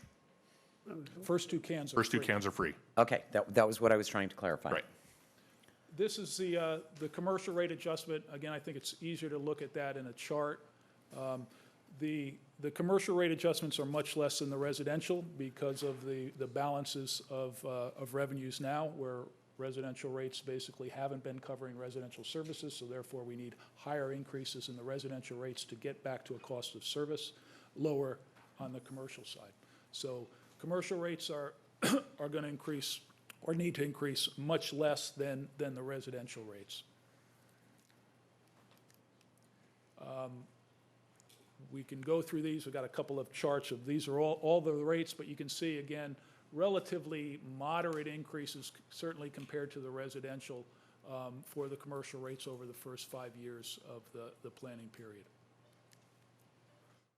Again, these are just for the different service levels, compactors, cardboard recycling. Recycling rates are going to go up somewhat higher because the recycling rates were intentionally set lower in the past to encourage people to recycle. So now that we're trying to get back to a cost of service and the fact that recycling revenues are no longer where they are, now it's an expense. So the recycling revenues, commercial recycling rates have a higher relative increase because of the associated factors and the need to get those to a cost of service. Okay, another clarification, given that you just so happen to point to the cardboard recycling.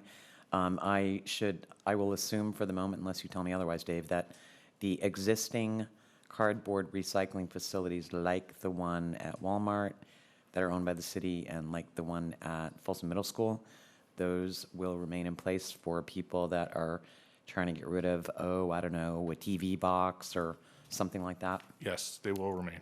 Okay. And that's free to the public? Yes.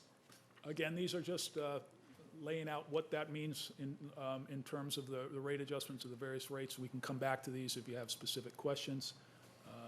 Again, these are special event fees and the associated projected increases or recommended increases. Roll-off rates are a little bit different factor. There are some significant increases in the roll-off rates. The roll-off rates now are set such that you pay the rate, and that includes a certain amount of disposal as well. So, so the rate includes both the collection as well as a portion of the disposal. The new rates are set based on just the collection cost, and it costs the same effectively to pick up a 10, 20, 30, or 40-yard container. So typically commercial roll-off rates are structured where 10, 30, 20, and 30, the rates go up as the size of the container increases. The new rate structure that's recommended for the roll-off has a flat per collection rate and no disposal or recycling tonnage associated with that. So the cost for the disposal or the processing of the recyclables in those containers is passed through at cost. So it's a little bit different from how it's structured now. And there are some fairly significant increases as a result. You can see a 10-yard jumps up pretty considerably, but even at these levels, the rates are not out of line with what we see elsewhere as well. And charging on the basis of a per pull is much more consistent with the actual cost of service, and the disposal costs are charged directly based on disposal, so it's right in line with meeting cost of service requirements. Again, these are just some of the roll-off rates and the impacts going forward. So this is simply a comparison of the current single-family 64-gallon rate to what that rate would be if it was CPI, a CPI-adjusted rate, doubled effectively. And what we're recommending in terms of the rate adjustment as scenario 4 would be an increase to $27 the first year. Again, somewhat moderate to phase into the necessary revenues over time and associated rate increase. This provides simply a comparison of the city of Folsom current rate to rates elsewhere. The average of all these is 3136. You can see Folsom here at 2250. I think what's interesting to note, Folsom again is a municipal operation. Sacramento is municipal. Merced is municipal.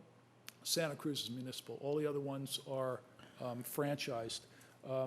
You know, municipal operations have significant benefits in terms of you have direct control over your services. You don't have to go through a service provider. But there's also some limits. You don't have the resources that a large corporation has as well. So there's benefits in terms of control, but there is an associated cost that results from that control. But with regard to the associated cost,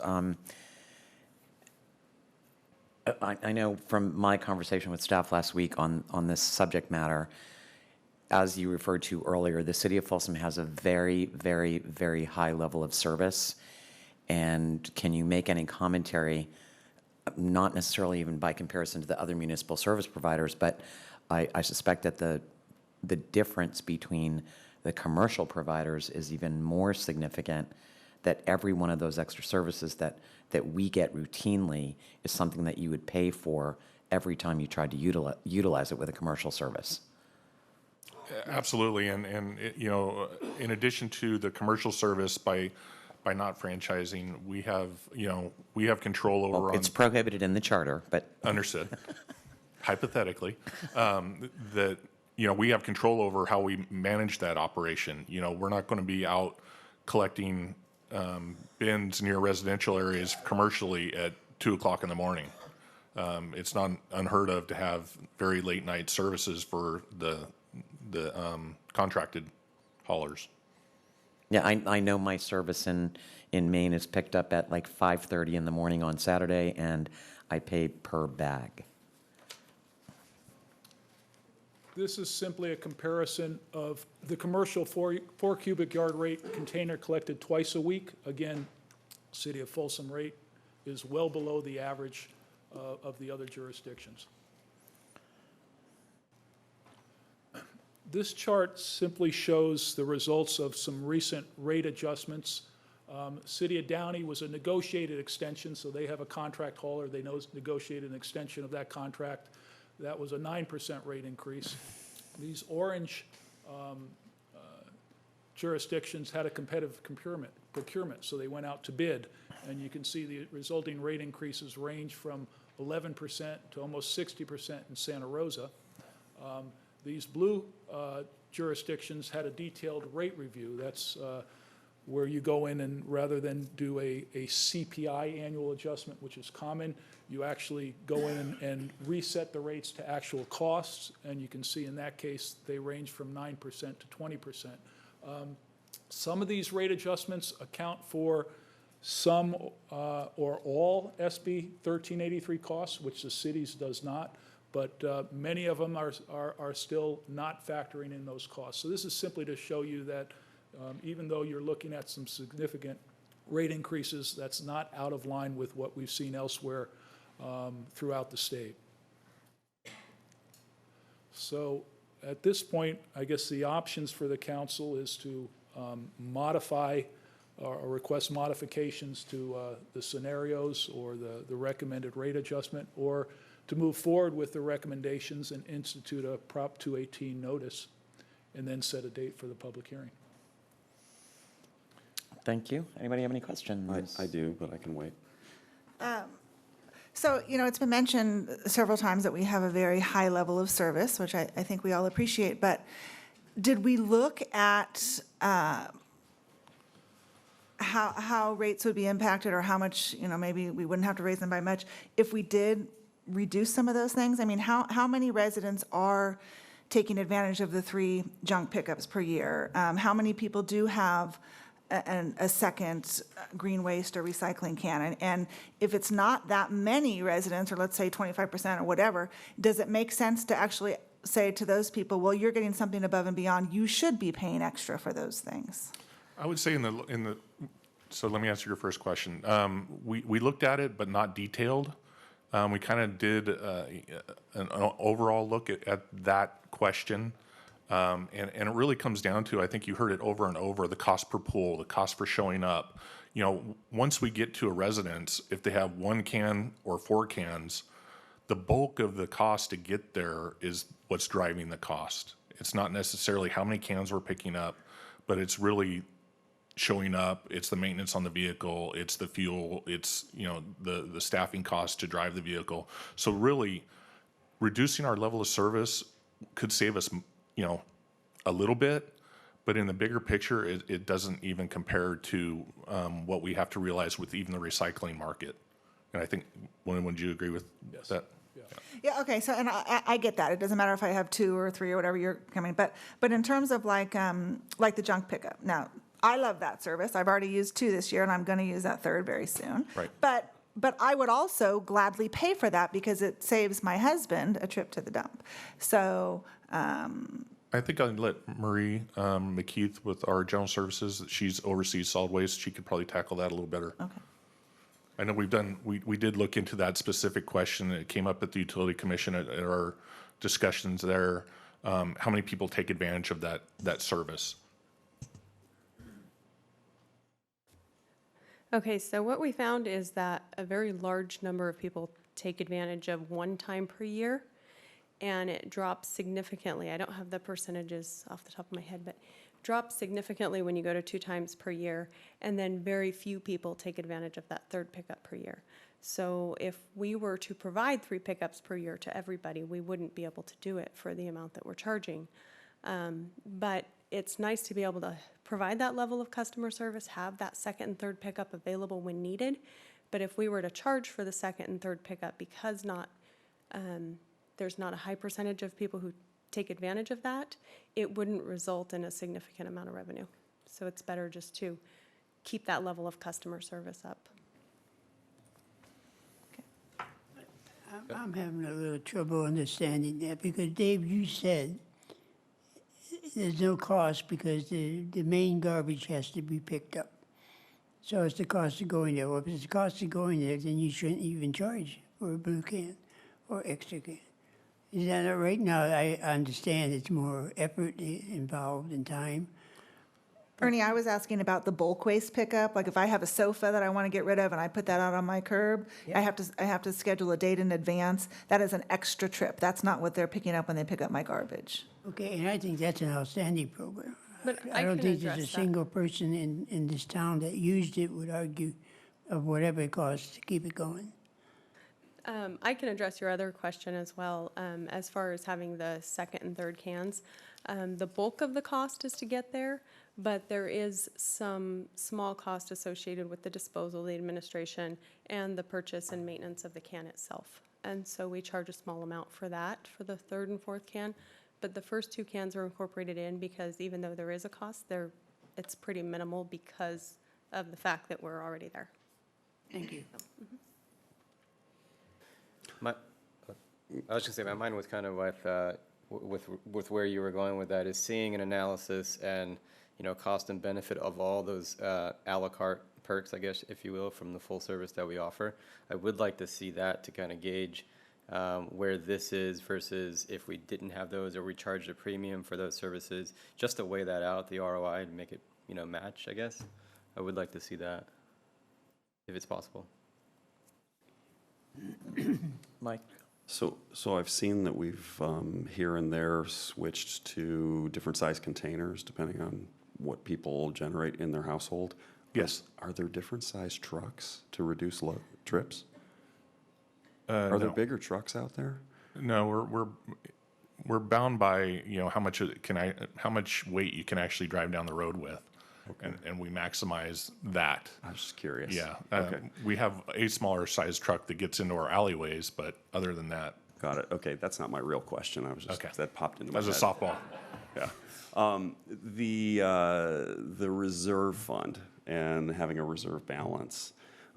Can somebody please explain again if we were to adopt scenario number 4, what is the point where we achieve the reserve balance that you'd like to have? And why did you look at what seems to be a pretty wide separation between a reserve of 25% and a reserve of 5%? So let me try and tackle that one. So the reserve fund is different than like water and wastewater. Our reserve fund and our capital side are vehicles. They're replacing of garbage trucks. That's what our large capital expense is. Now, obtaining that reserve number fluctuates dramatically in any given year based on the vehicles that are up for replacement. So we could spend, this year, for example, we have a vehicle replacement schedule. So industry standard is approximately 8 years for a garbage truck. We have pushed out that replacement schedule to keep our reserve high to where it is currently to maintain a reserve. We've pushed that out a number of years on all of our vehicles. So all of our vehicles are undergoing large maintenance and that sort of thing. So based on our recommended replacement schedule, we would be replacing 8 vehicles next year.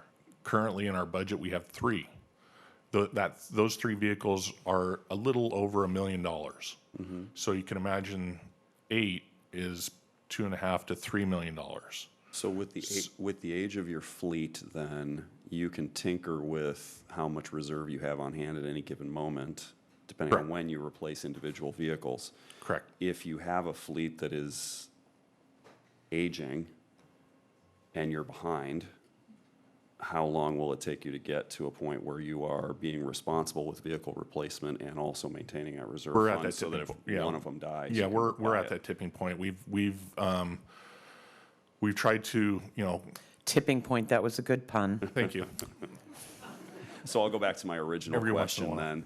then. What is the point within the next, 5 years or whatever the scenario plays out where you achieve a responsible replacement schedule and have the reserve fund that you want to have? So this shows the reserve funds for the different scenarios. And you can see in scenario 4, 5% was above 5%. So it was just trying to give you an option in terms of the amount of rate adjustments. You can see what happens in year 6 because the $500,000 that's going to the new courtyard falls off. There's a big jump at that point. So, during the first, in terms of scenario 4, during the first several years, it's less than you would like it to be, but it allows for less rate increase. Okay. And you do get there by year 6. Okay, and the number for the courtyard that you mentioned earlier was like $500,000 or something like that. That's not the entirety of the cost of the That's $500,000 each year for the first 5 years. Okay, gotcha. All right, thank you. And that's nowhere near the total cost of the relocation of the courtyard, but the solid waste vehicles take up a significant amount of the square footage of that facility. Yeah, of course. They have the biggest lease payment. Yeah. Okay, so you feel comfortable being in this range of, 10 to 5 to 15% on a year-by-year basis based on the age of the fleet and what you expect to have to replace in that timeframe. Exactly, yeah, we, if for some reason we have some unexpected expenditures, we can push out vehicle replacement. Some of the difficulties in the vehicle replacement is it's about a year lead time. So trying to forecast vehicle replacement, you're kind of automatically behind a year already. So it helps smooth that out. So what was the logic of using as a counterpoint a 25%? 25% is, if there's a standard, that's probably the standard. That's an industry standard. Yeah. Okay. With regards to the trucks, and then thank you for bringing that up, that actually brought me up. Were there discussions or analysis on zero emission using grant funding from the Air Quality Control District? Yes, and let me just back up a little bit. So some of the constraints on that are we are slated to move to a new corporation yard. In order to get those new vehicles, low emission, whether it's liquid, propane or compressed natural gas, whatever, even electric, having the facility to refuel those is a large expense. And where do we locate that? So that's why we've incorporated upfront money for the corporation yard for design, environmental, to start planning for that exact scenario within, That'd be way later down the line. Right. I mean, we're Well, it's not going to be way realistically- later. It's going to be, that would be probably one of the first expenditures at the point that the corp yard moves, but it doesn't Exactly. happen until the corp yard moves. Right. So meaning it'd be later. You gotta. Right. the plan- So the when planning we for that's gotta- move the corp yard, we would begin to look at alternative fuels for our fleet. We're currently switching over to biofuels for our diesel to begin that process, but currently we are burning diesel. Are there garbage trucks that run on CNG? Yes. Okay, thank you. Could I just ask one more question, maybe of Dave or Marcus? So I'm looking at my personal City of Folsom utility bill, and I see sewer, city, solid waste, water, all that stuff. But there's a line item for RGS county sewer charge, $37. Is that just a pass-through? We're collecting it, we send that to the county? Yes, that is correct. That is the monthly bill that we pay for regional sands, for the treatment and disposal of the wastewater. That's the money that goes directly to SRCSD. Yep, and it is a pass-through. So currently, the city collects, and we then issue a check of X amount to regional sand. Do they increase that annually? They did until this year, and I think the next 2 years, I believe, is going to be held constant at the $37 because they achieved some savings on their large we Echo Water basically project. achieved about $500 million in savings on the plant expansion. So there were rate increases that were projected 4 or 5 years ago that have since been rolled back significantly. But that other number on your wastewater bill that refers to SRCSG, it's Sacramento Regional County Sanitation District. That is the fee for the charges at the wastewater treatment plant. Well, I want to make a couple comments. One, I think you did a fine job, everybody, on the slides.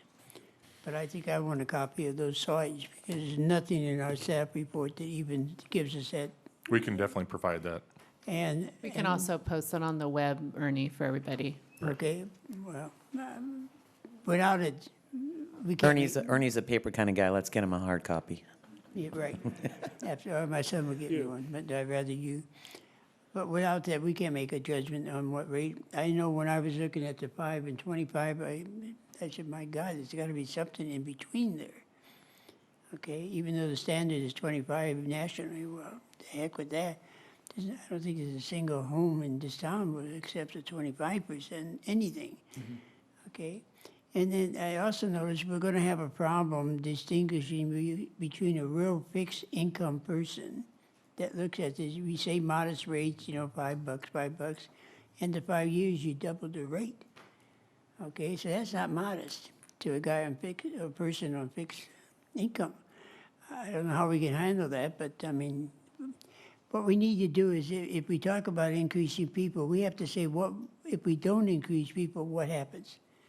Because it's so easy to add and add and add, although most of the time it's justified, but not always. Sometimes it's a wish list, okay? And when we didn't hire anybody this year, new, we replaced, but not hire new. And then I see this, when you're including adding people to a rate system, that doesn't sit well with me. Although I'm sure it's probably standard in the way you look at rates. If I can help address that, I think that's an important point, is one of the slides that was up there showed the institution of some of the unfunded mandates back in 2006. Well, that was after we had last done our rate increase. Since that time, there's been a number of unfunded mandates, and we've been scrambling and cobbling positions and multitasking our positions, backfilling with part-time staff for the education of that mandate. So to answer your question, if we don't add staff, we run the risk of being fined by Cal Recycle, who will come and enforce the mandates, and most of it's on the education side, where we have to go out and meet with commercial haulers, or not haulers, but commercial customers, residential, getting the control on all the education and outreach. That's the important part, that we are currently on a watch list by Cal Recycle because we're just barely making enough strides to get to the compliance. So what's, in the coming years, when those mandates kind of tick up the next notch, we simply may not be able to do that. So I think this goes back to what we talked about early on. There's been a lot of changes, a lot of unfunded mandates that have taken place over the course of the last 15 years. Our last rate increase was 16 years ago, and 15 years ago we reduced it.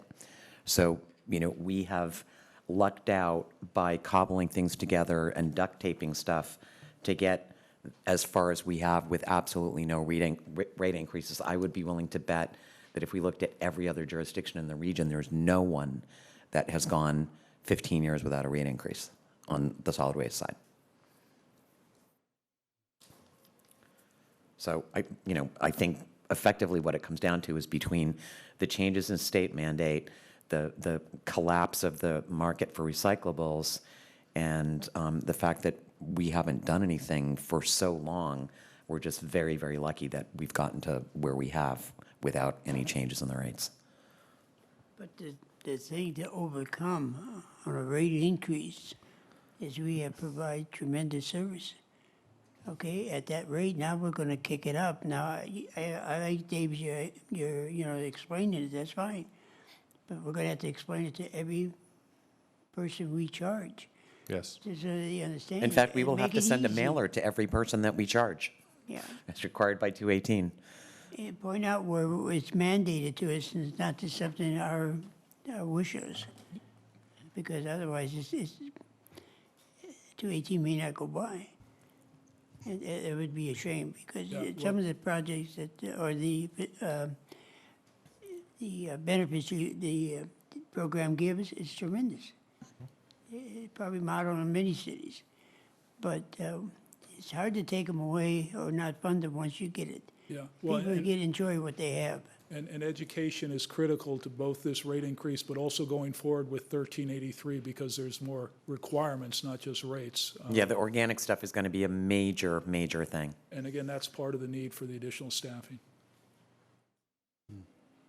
I think if you explain it to the people in this town, they're smart enough to accept it, but you got to explain it. Oh, and again and again.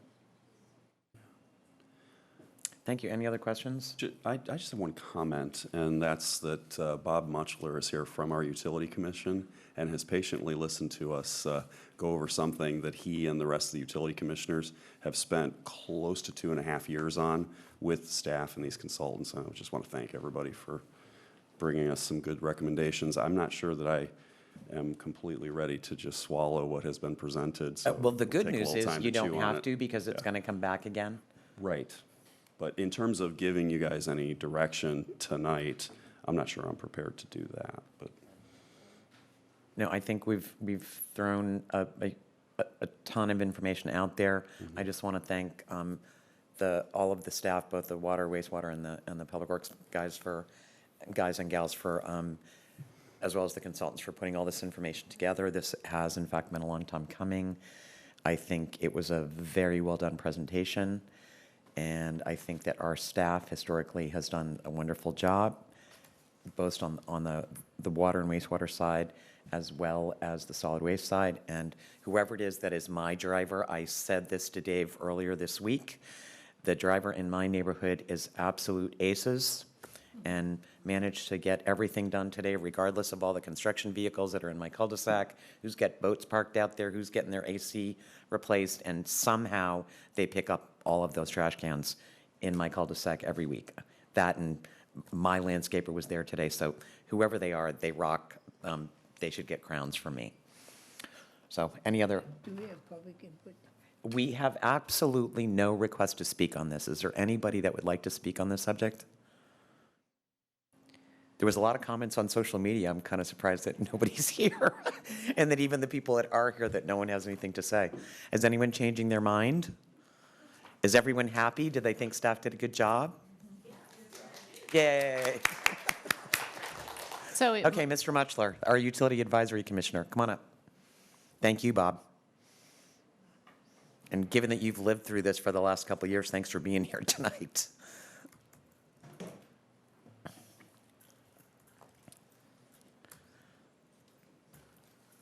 Bob Muchler, I current chair of the Utilities Commission. And yes, we've been working on this for about 2.5 years. Gone over the budget very carefully and questioned a lot of things.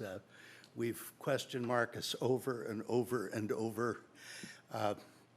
I will tell you that personally, I'm very satisfied with the presentation and the recommendations. And we did, as a commission, we had a motion to accept what was presented tonight, the recommendations. So we're happy with that. Thank you. Thanks, Bob, and thanks to all of the rest of your team members on the Utility Advisory Commission. We appreciate their work.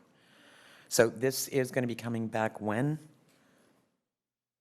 Well, that's what I was just gonna, it's at the pleasure of the city council in terms of, I'm hearing that you're not feeling ready to, is it the consensus of the council that you're not feeling ready to give us broad direction to move ahead through the 218 public hearing process? Are you instead wanting another workshop type format to share information? And Well, if so, I what think that Mike might is be? expressing a request, expressing a desire to want to absorb this information. So I would almost suggest that maybe we bring it back in 2 weeks. And if any of the council members have any additional direction to staff, we need to do that in 2 weeks because we've got a requirement for notification, and this involves mailers. It has to go to every residence in Folsom.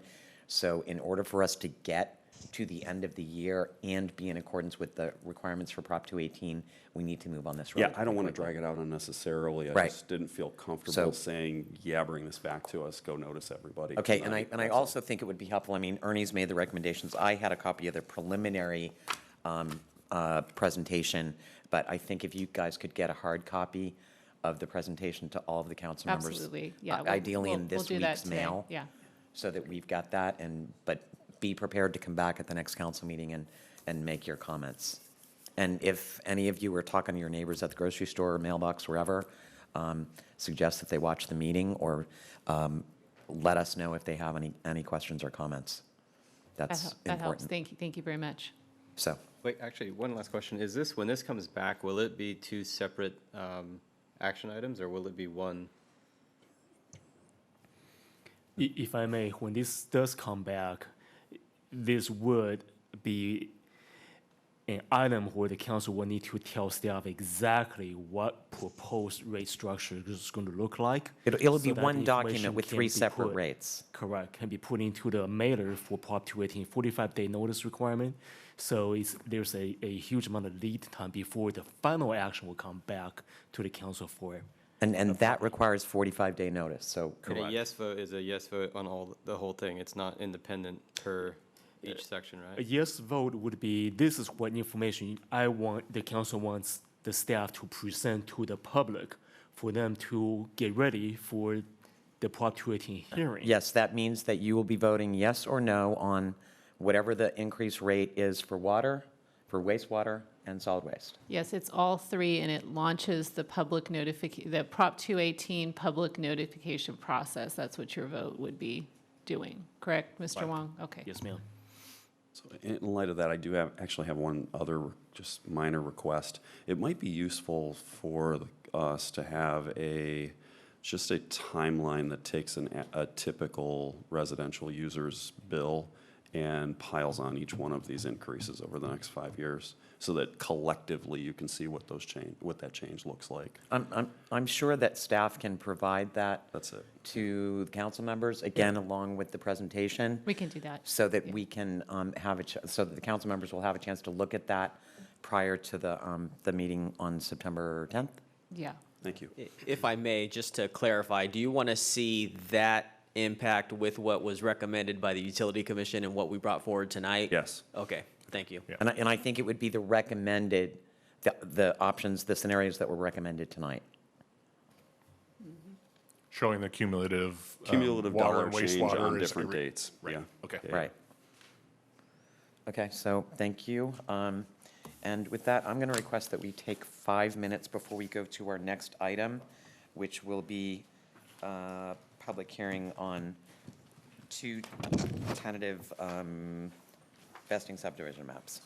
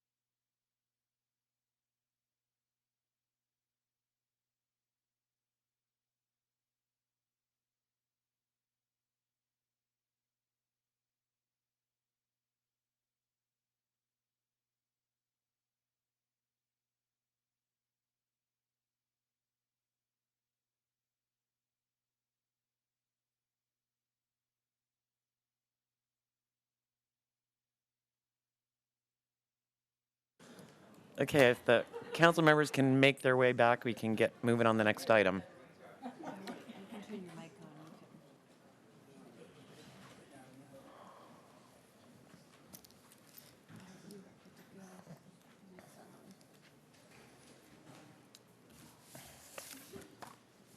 Okay, we're going to reconvene and we're going to move to item 8A.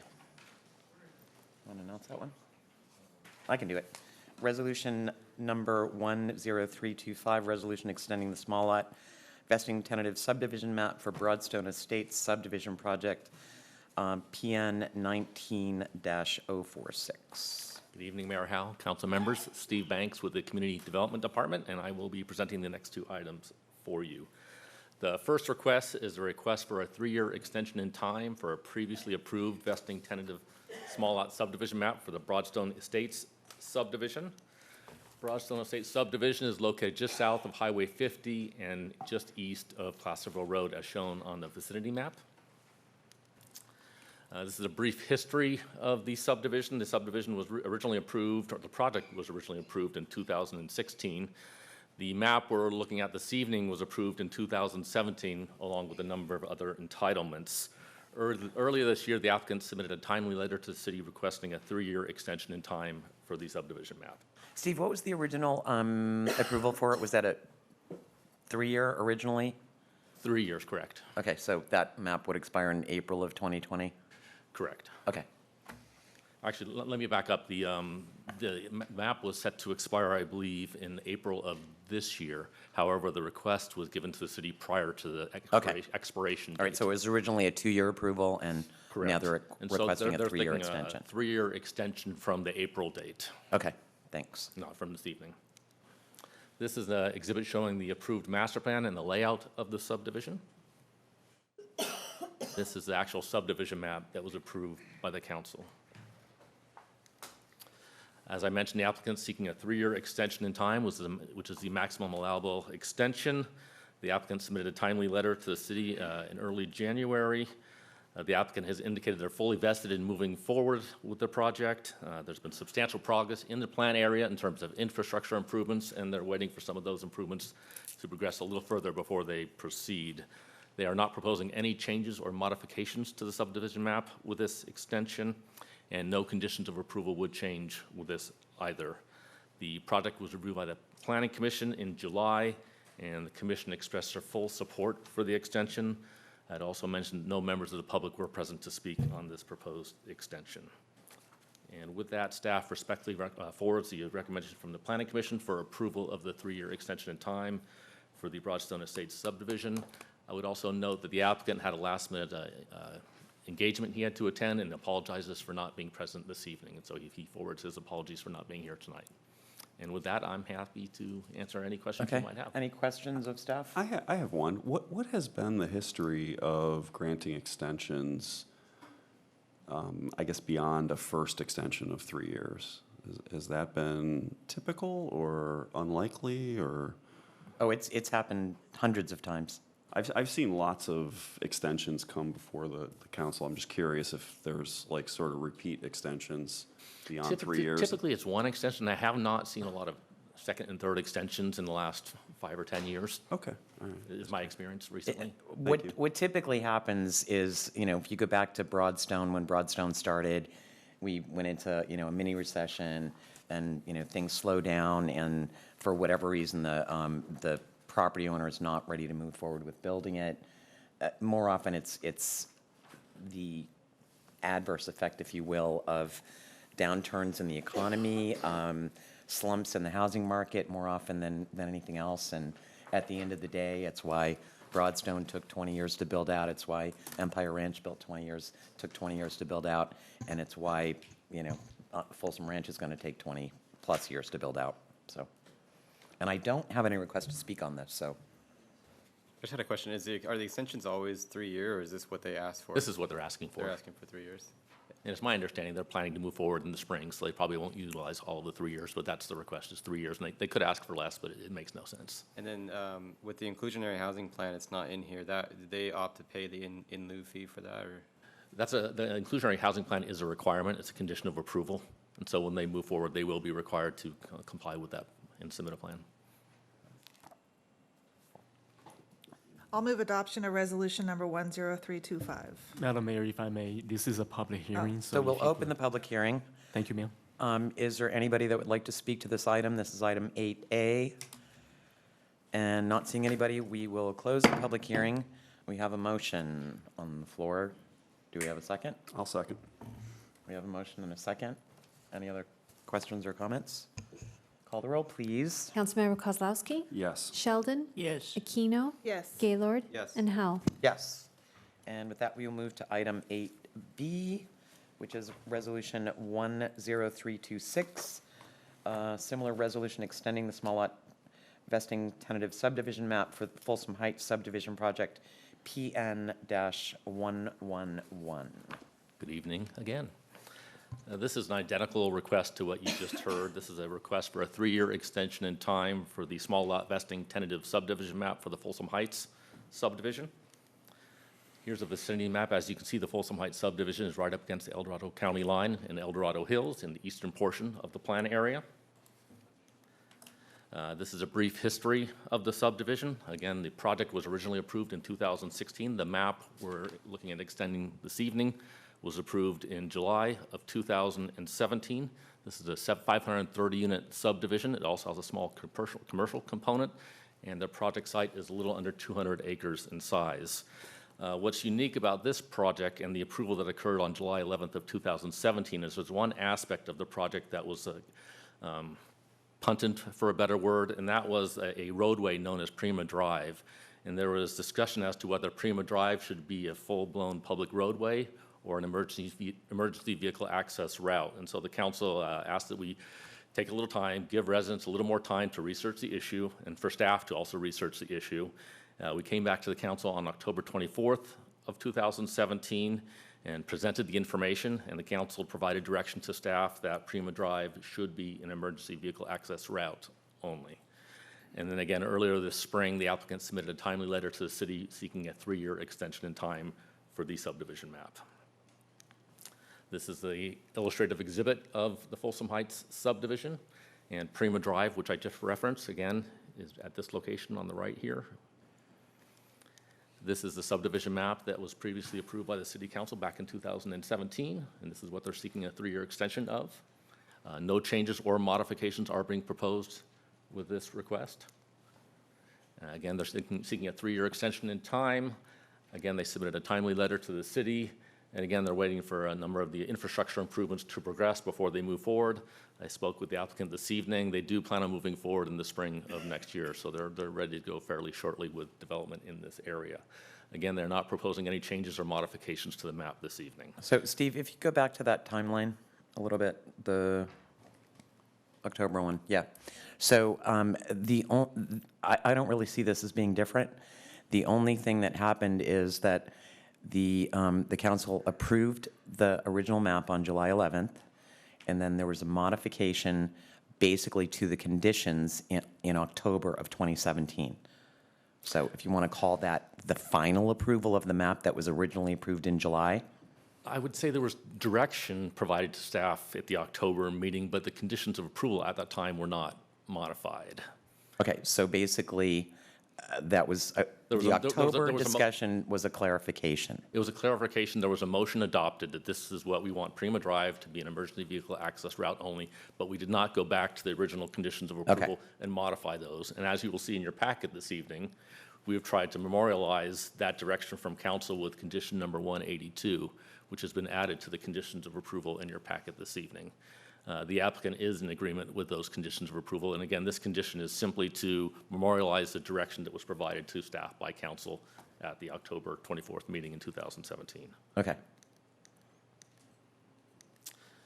The project was presented to the Planning Commission in July, and the Planning Commission discussed a number of issues relating to the original project. There was discussion of a lack of a private park amenity, the project's distance from public parks and public schools. There was a lot of discussion on the project's impact to El Dorado Hills residents and homes that are adjacent to Prima Drive. There's a number of discussions about the emergency vehicle access route and its width and its construction and would it be gravel? Would it be dirt? Would it be asphalt? So quite a bit of discussion. There were 3 members from El Dorado Hills who are very close to the Primo Drive extension, and they spoke and expressed concerns about light impacts, noise impacts, visual impacts, decrease in property values, and that's all associated with the Primo Drive extension, whether it be an EVA or a full-blown road. Those were some of the same concerns that were raised at the Planning Commission meeting. Okay, but having said all that, project was effectively approved in July of 2017. The direction from the council that was voted on in October of 2017 is included in this packet. So the only action that the Planning Commission should have taken, and the way it turned out, they didn't come forward with any recommendation because there were 3 missing council members and it was a 2-2 vote. But all of these things, as I see it, are really not relevant to the extension of the map for another 3 years. I would agree This with was that. an attempt to go back and change the original approval. I would say that's an accurate assessment, yes. Okay. So is this the opportunity to change the approval? Or is Not that in my going to be opinion. I'd like the necessary city at some attorney's point? opinion on that. The only item before us, in my opinion, is the extension of the map or not extending the map for 3 years.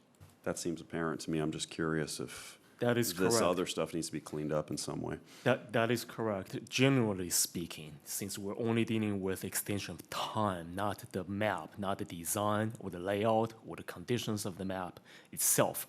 Having said that, the city council does have the discretion to modify a condition subject to concurrence with the developer,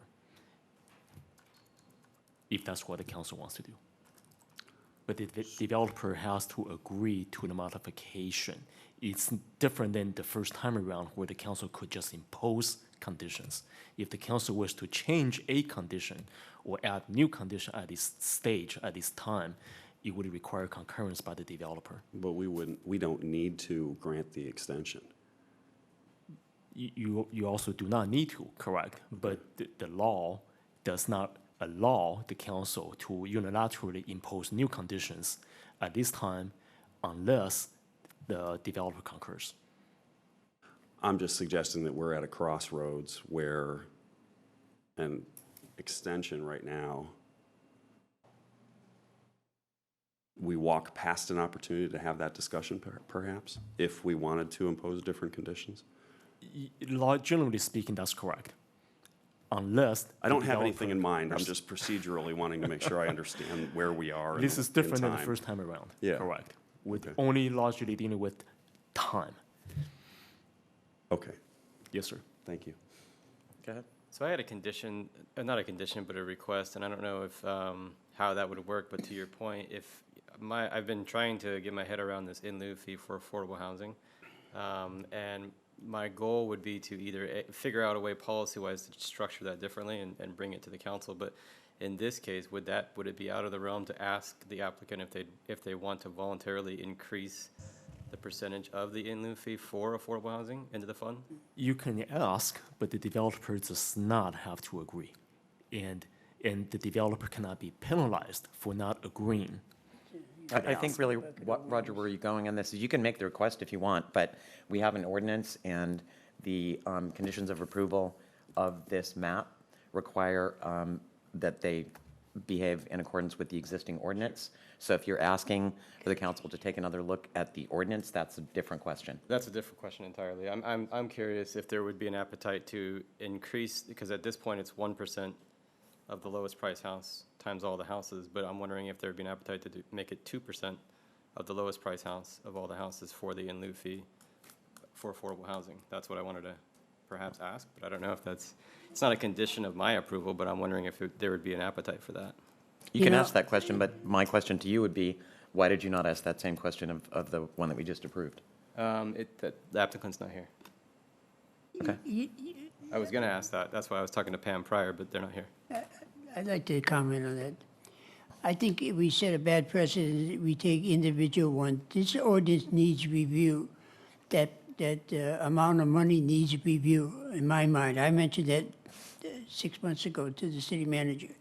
But the proper way to do it is do it through the council, get a vote and see what we come up with, not individually, because one would say yes, one would say no, and one would go for two, one would go, we don't know, I feel, this is my statement, we don't know what that price should be. It should not be 1%. That's too low. Now we know. Back when we... Ernie, I just want to clarify, that is your opinion, that is not... That's what I'm So, saying. Okay. all I'm saying is, and the only thing, to your point on that, is that if it's a 3-year extension, so there now is the opportunity to ask if there is, if that's relevant, but I don't, it would be, you can't go back until we go back as a council and decide what that rate is.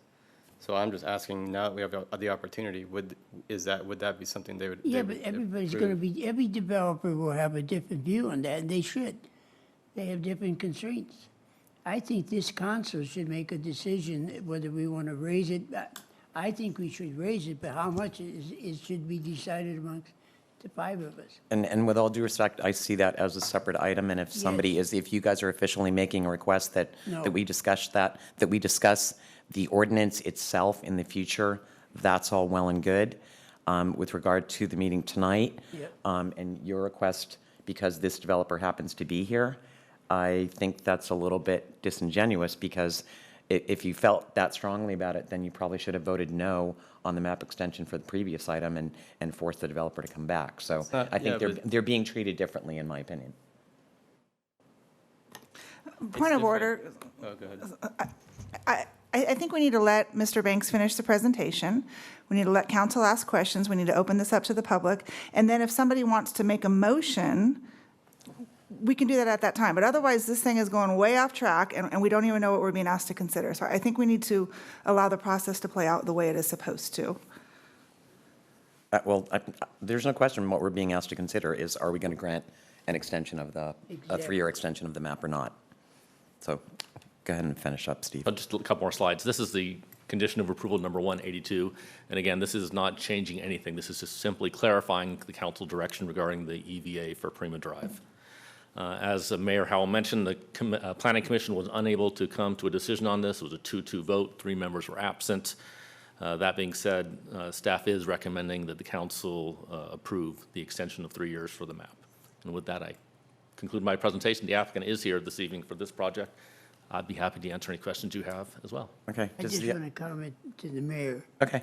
She's absolutely right. The purpose here is the extension. I was at that planning meeting, and the commission went crazy, in my words. And that's why they ended up with a 2-2 vote. Thank goodness they did and brought it up here, because they started rehashing the complete program, and that wasn't what it was called for. They only called for both the items, and they did the same thing on both items, was the extension. So I think you're absolutely right. Thanks, Ernie. Do you have any questions before I open the public hearing? And does the developer have any comment, or do you want to wait till the end, or, because I do have requests to speak on this. I will, if council wants to call me up, I will. Other than that, I'll have any questions. All right? Okay, great. I think I'm up. What?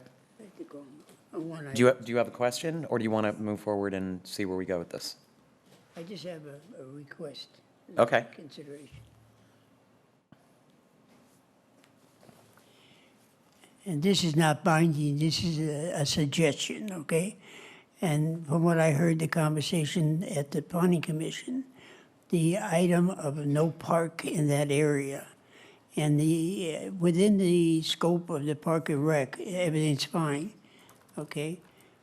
But when you do your development, if you just internally consider 2 or 3 lots to make a small park so the kids don't have to cross a major thoroughfare to get to the park that's in the proper area, that's all I'm saying. Won't say no, Ernie. Clay Loomis representing the applicant for Folsom Heights. That's all. Okay, thank you. Any other questions before I open the public hearing? Okay, we will open the public hearing, and I have 4 requests to speak, so you'll have 3 minutes. The first is Tim Haley, then Derek Metzger, then Stephanie Haley, then Ellen Post.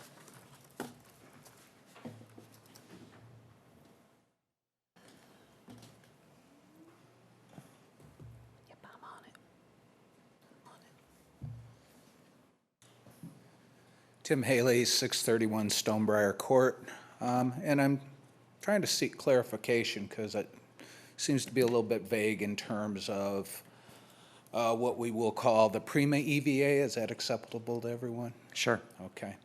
I understand the necessity for the EVA. However, the introduction of pedestrian and bike access is problematic. I don't think it's being done for the good of the community. I think it's being done for the good of the developers and for the potential home builders. I contend that the pedestrian bike access is at the expense of the citizens of EDH, El Dorado Hills. Here's some other issues I have with this pedestrian bike access. I believe that the introduction of the bike access, not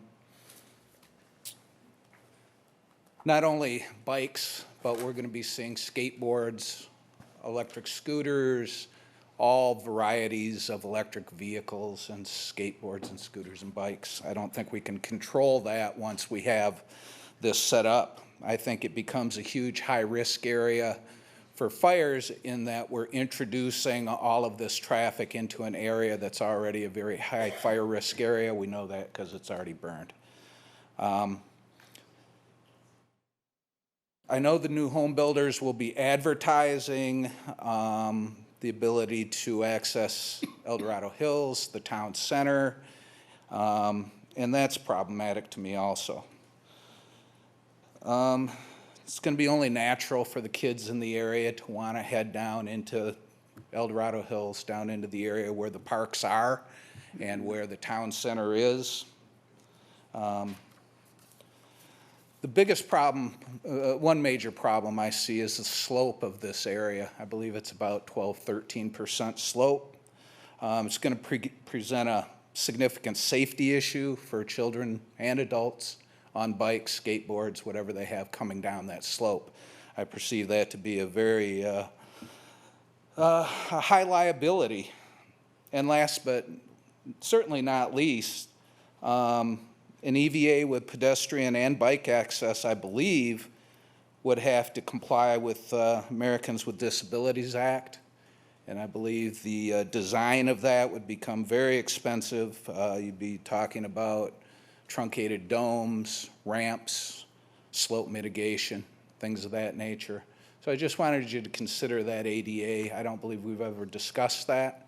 I did talk to an ADA expert today and posed the situation. They thought most definitely it would have to be in compliance with Americans Disabilities Act.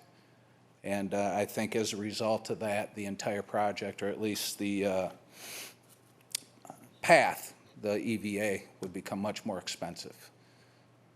Okay, thanks. Our next speaker is Derek Metzger.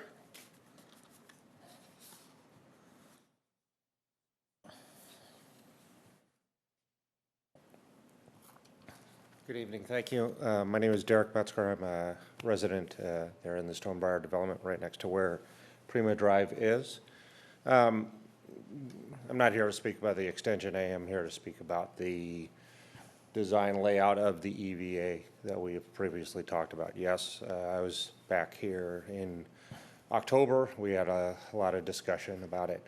My concern is that if we are running a paved EVA, which essentially is a paved roadway, that will, with the addition of bike lanes or pedestrian access, create a higher traffic area, especially given the slopes that are there and the natural current build of the neighborhood there. We have a very blind intersection. Some of the council members here have been out to that site in the past and seen how vehicles exiting towards the stop sign on at Prima and Stonebriar Drive, how that's very hazardous. They have a deep slope coming in. You would have another deep slope coming in off of this Prima Drive EVA. If you add a paved road, my experience in 20 years of being a police officer is that people will use that roadway at high speed. Bicyclists, I think we can all attest to personal knowledge, do not often stop at stop signs. Given that you have a limited visual access right there, if somebody's coming down that hill, my concern is the same as if we had had a full roadway. That somebody's going to come through that intersection, you're going to have a collision there, and that's going to tie up our emergency medical response, our fire department, our sheriff department with more collisions there at that intersection. We talk about predictable as preventable. I think if you make this a paved one, you're going to increase that accidents. Leave it as something not quite paved, but still able. Are you referring to car accidents? I have referred to car accidents in the past if it's a full roadway, but if it is a paved EVA, you're still going to have people using that as a bicycle access, skateboard access, razor scooters, things like that. Thanks for the clarification. Still a little more time. So what I would say is, please consider using an alternative method other than a paved road to, mitigate some of that speed, some of that access that you would have for people coming down there on that heavy slope. Additionally, I got to agree with a pedestrian access. You may be looking at ADA requirements. And visually, believe it or not, that's a part of the equation here. You start adding paved roads and sidewalks, you change the visual landscape of a hillside, of its natural beauty that we've already lost to some development already. So, thank you. Thanks, Derek. Stephanie Haley, and then Ellen Post. Go back to the other map. That one shows the Greenwood Road, I believe. If we could ask you to approach the podium so we could catch you on the microphone, please. Just don't want to take my time. Can you put the map on the map before this one on this slide, I guess? There's this. It didn't have. It was a colored map. Is it that one? Yeah. Because every time we come up here in the last couple years, that little Prima Road has not been on the maps, and I know it's already approved, and I know while we're here, I'm asking for the denial of the extension myself. So that's my main concern. And the reason is, basically, I think it's a pretty reckless decision to move forward on this project and allowing those homes go up on the top of the hill with a situation we know that will end up happening with these children and without a park, per your planning commission a couple weeks ago. That was a big concern. I know it's already approved, but I think they need to re-look at it. Don't give the extension, have the developer go back and rework his whole plan for the safety of all people, whether it be in El Dorado County or Folsom, because we're opening the doors for another big disaster, and I'm talking fire disaster. Calling it an EVA road without any conditions. We first were having bikes. 3 weeks ago, there was no bikes on the plan. Now all of a sudden there's a bike access and pedestrian access. Paved road versus it doesn't have to be paved road. Per the fire personnel standing behind us, the only reason they want it paved is for evacuation purposes. Evacuation purposes means getting people up from the top of the hill down into our access area on Stonebriar and Prima Road. So with Stonebriar, where we live, 631 Stonebriar Court, by the way, there's only one in and out. And so that is my biggest concern, as always, from day one when I heard this project was going to be starting being developed and them using their granted deed access to go into our county. So it's a poor, reckless decision on Folsom's part. There's going to be a lot of lives, I'm sure, affected if there's another disaster and a fire, because we're going to get stuck. And so I'm asking you to deny the extension of the 3 years and start over.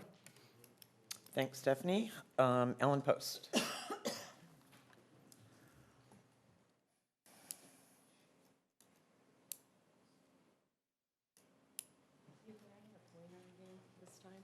Hi, I'm Ellen Post. A couple of you haven't heard from me before. The pointer? Okay, that's right. I live right on the corner. If we could do the map, the bigger map, so has everyone been out there? Everybody on, okay, so you know that that Sierra Monte is right here at the bottom, down here. And so this does cut through the neighborhood. And that all around that is really dry grass. We just had goats eat part of it, but it's still very dry and they didn't get all of it and it grows right back. So one thing that wasn't mentioned tonight is fire danger. If there's a lot of people on that trail and they're, you know, hanging out there and vaping and smoking and whatever, we're concerned about that. Our fences are 20 years old. They have to be open fences. We can't close our fences. So I'm very concerned about that. A goat pushed the gate open on my fence, so I know anybody else could do that too. It was a rather small goat. And so if you've watched any of the webcasts in the past, you know, we have lots of concerns about it. We were okay with the paved road at the Planning Commission. In the agenda packet, it wasn't clear what we discussed before. The language wasn't the same, so we asked that that language be updated. And then it was updated to be an EVA road only, but then it was added to have a pedestrian thoroughfare and a bike trail. So that was, we thought was not going to be on there, and now it's back on. So we don't want to, you know, look out our windows and find out that was back on, when we thought it was just going to be like a 20-foot minimum, 20 to 27 feet, just a paved road with, it's just inviting people to come right through there. And I have a pool too. And mine's level, my whole yard's level with that whole thing, so I would have zero privacy and people going right past our home, looking right in our whole entire backside of our house and side of our house if there were people going through there. So it's also a safety issue. The evacuation thing too, there's one way in and one way out. So there was a bottleneck in that fire before and people couldn't get out. And so, I mean, I would be toast because there would be no way for me to get out either way. So anyway, those are some of the concerns. I'm confused about what the protocols are tonight. I thought it's just a reapproval. So I didn't know, you know, what's on the table. At this point, I don't even know what to ask for or what's possible for this to come back. We're here representing the neighborhood. They all think we're just here for reapproval and it's going to go like it was supposed to go in October. That was the expectation. So anyway, now it's up to you. I just want to make sure I understood you correctly. Yeah. So I did drive out there yesterday. Oh, thank you. Yeah. There's nothing to prevent somebody from walking that area now. Right, we get a few people back there, but Okay. we have rattlesnakes. In fact, Stephanie had like a 4-footer on her back Okay, porch yesterday. but you mentioned you were concerned about people smoking, vaping, and the Yeah. fire hazard, Yeah. but isn't it more likely now that that would result in fire? Because if somebody's doing that, they're walking on dry grass. Many people back there at all. A few people go back there. It's not really, it's sort of like wild area. It's not, you can't really roam around back there much. There's no trail or anything. The trail is just the fire break, but people don't walk up in the brush and the weeds and stuff. I get that, but like I got out of my car yesterday and walked up the, you know, where you can, okay. You weren't vaping, were you? I wasn't. But if I were smoking, I would have been doing it on dry grass as opposed to a paved EVA. Well, the EVA is only going to be 20 feet. So all the property from the road to our houses, and then on the other side to Sierra Monte is CSD. So they're responsible to maintain that, and they honestly don't do a very good job of it. We've had, like I said, the goats, instead of having somebody, whatever they call it, trench the whole thing or whatever. Right now, if there was a fire, we'd be in serious danger because they didn't clear the other side. So that's not Folsom property.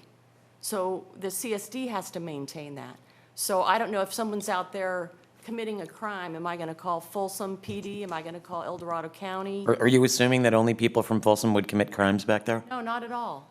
I'm saying if there's a crime back there on that road owned by Folsom, I mean, we don't, you know, who owns it and who's responsible for it. That's all. Like, you know, our CSD needs to do a better job in the weeded area, but no. Any other? I have a question for staff, but. Okay, thanks. Thank you. The last we saw this, the EVA was an EVA. I don't recollect seeing it with bike trails or anything like that. Is there any renderings or how that's going to be? And I'm going to add to that question. I believe that every EVA that we have right now and every entrance to every gated community, there is bicycle and pedestrian access. That's true. So it's going to be a 20-foot wide paved EVA with bollards controlling access at 2 points in Folsom and in El Dorado Hills. To vehicular traffic. To vehicular traffic. There will be no designated bicycle lane or sidewalk, but pedestrians and bicycles can go on this area and use this area. So it's not, there won't be bike lanes and there won't be sidewalks. So again, to answer your question. And one other question that I have for you, what is the grade on the Folsom side of this EVA? It varies. It varies. It's not as significant at the top, but it gets a little more steep as you get further down the road. So I would ask maybe Steve Cron. I don't know if he's familiar with the grading plan, but I'm guessing 10 to 12%. But Okay, it varies. but that is allowed on a residential street in California? It is permitted, yes. Okay. So on the EVA, you said the bollards, are they manual drop-down bollards? Yes. So when we talked about this, there was a significant pushback on my comments at the time because I was saying that the response was that first responders would be delayed entering the EVA. So you're telling me right now, at the EVA point, they have to get out, unlock the bollard, put it down, get back in the car and go? Yes. Why?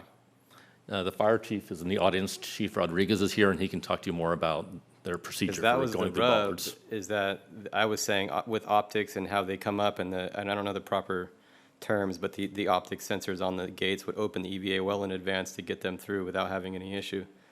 I'm a little perplexed by that whole, if you go back and listen to that 4-hour explanation of how I'm wrong, and then approval of the EVA, if they have to get out and drop that thing, that would make zero sense. If I could ask Chief Rodriguez to step up and explain again, this is the type of EVA we have. Every single EVA in Folsom looks exactly like what we're proposing here with the bollards and paved and pedestrian and cyclist access. It's nothing different.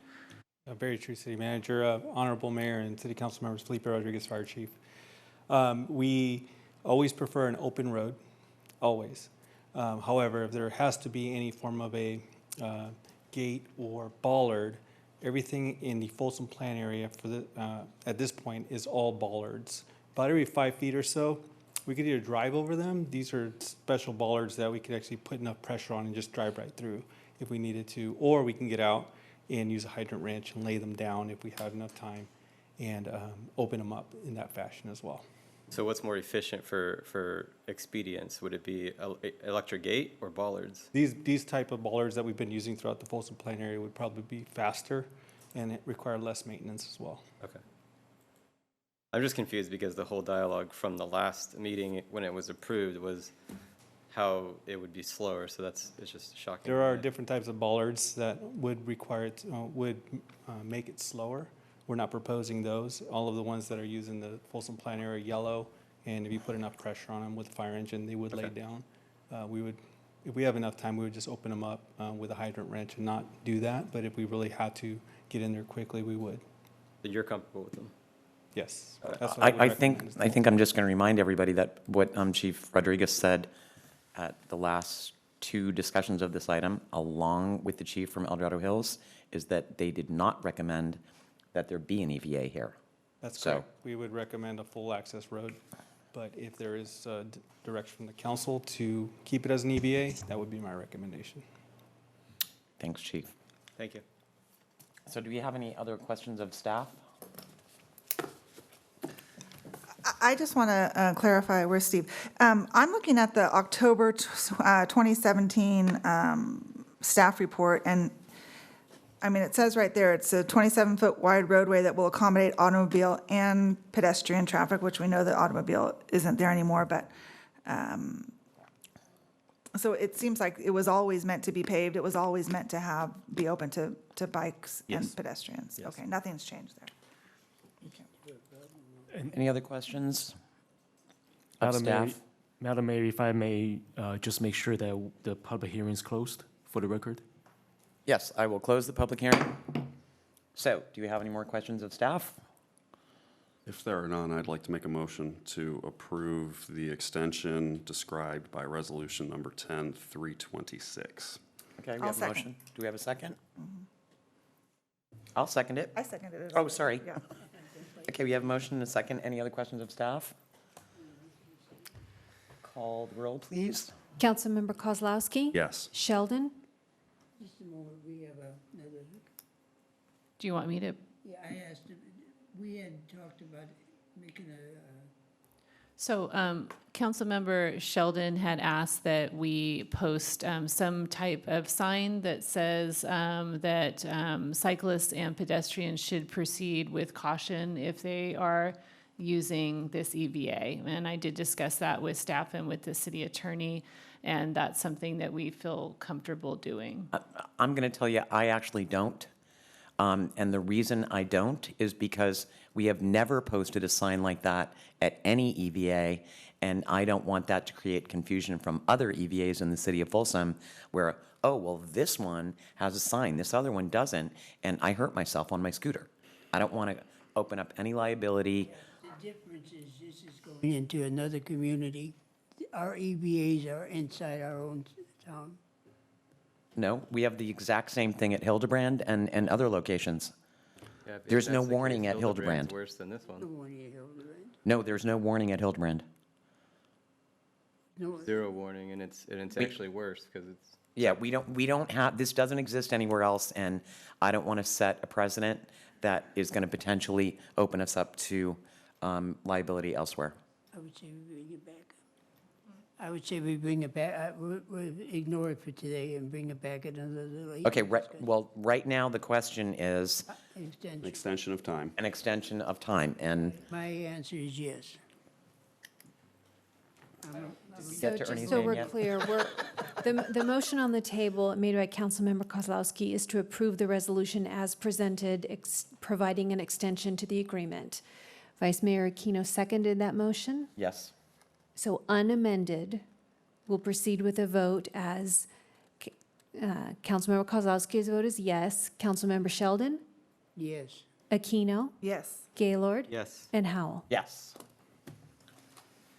Thank you, and that moves us on to item 9A, new business, Willow Creek Estates Storm Drain Lining Project Financing Plan, and provide direction to staff. Good evening, Madam Mayor. Dave Nugent, Public Works Director. Tonight, our senior civil engineer of stormwater, Ryan Neves, will be presenting this item before you. And I just wanted to say happy birthday to him. It's his 40th birthday, and he chose to spend it here tonight. So Too young, don't let him up there. with that, Ryan Neves. I think that was a fine choice, Brian. Happy birthday. Can never have too many engineers, and it's always great if it's even their Boy, birthday. don't make me sick, come on. Thank you very much. Good evening, Madam Mayor, members of the council. I am Ryan Eves, senior. And you only look 32, just Oh, saying. thank you. Senior engineer in Public Works Department, and I'm happy to present the Willow Creek Estates Storm Drain Lining Project. I'm going to run through a little bit of the project history, the current scope of the project, and some of the options that we had looked into for financing it. This is the Willow Creek Estates South neighborhood. It's bounded by Oak Avenue on the west, South Lexington on the south, and Silverhorn Drive kind of on the eastern side of the neighborhood. This neighborhood was largely constructed in the late 1980s and early 1990s.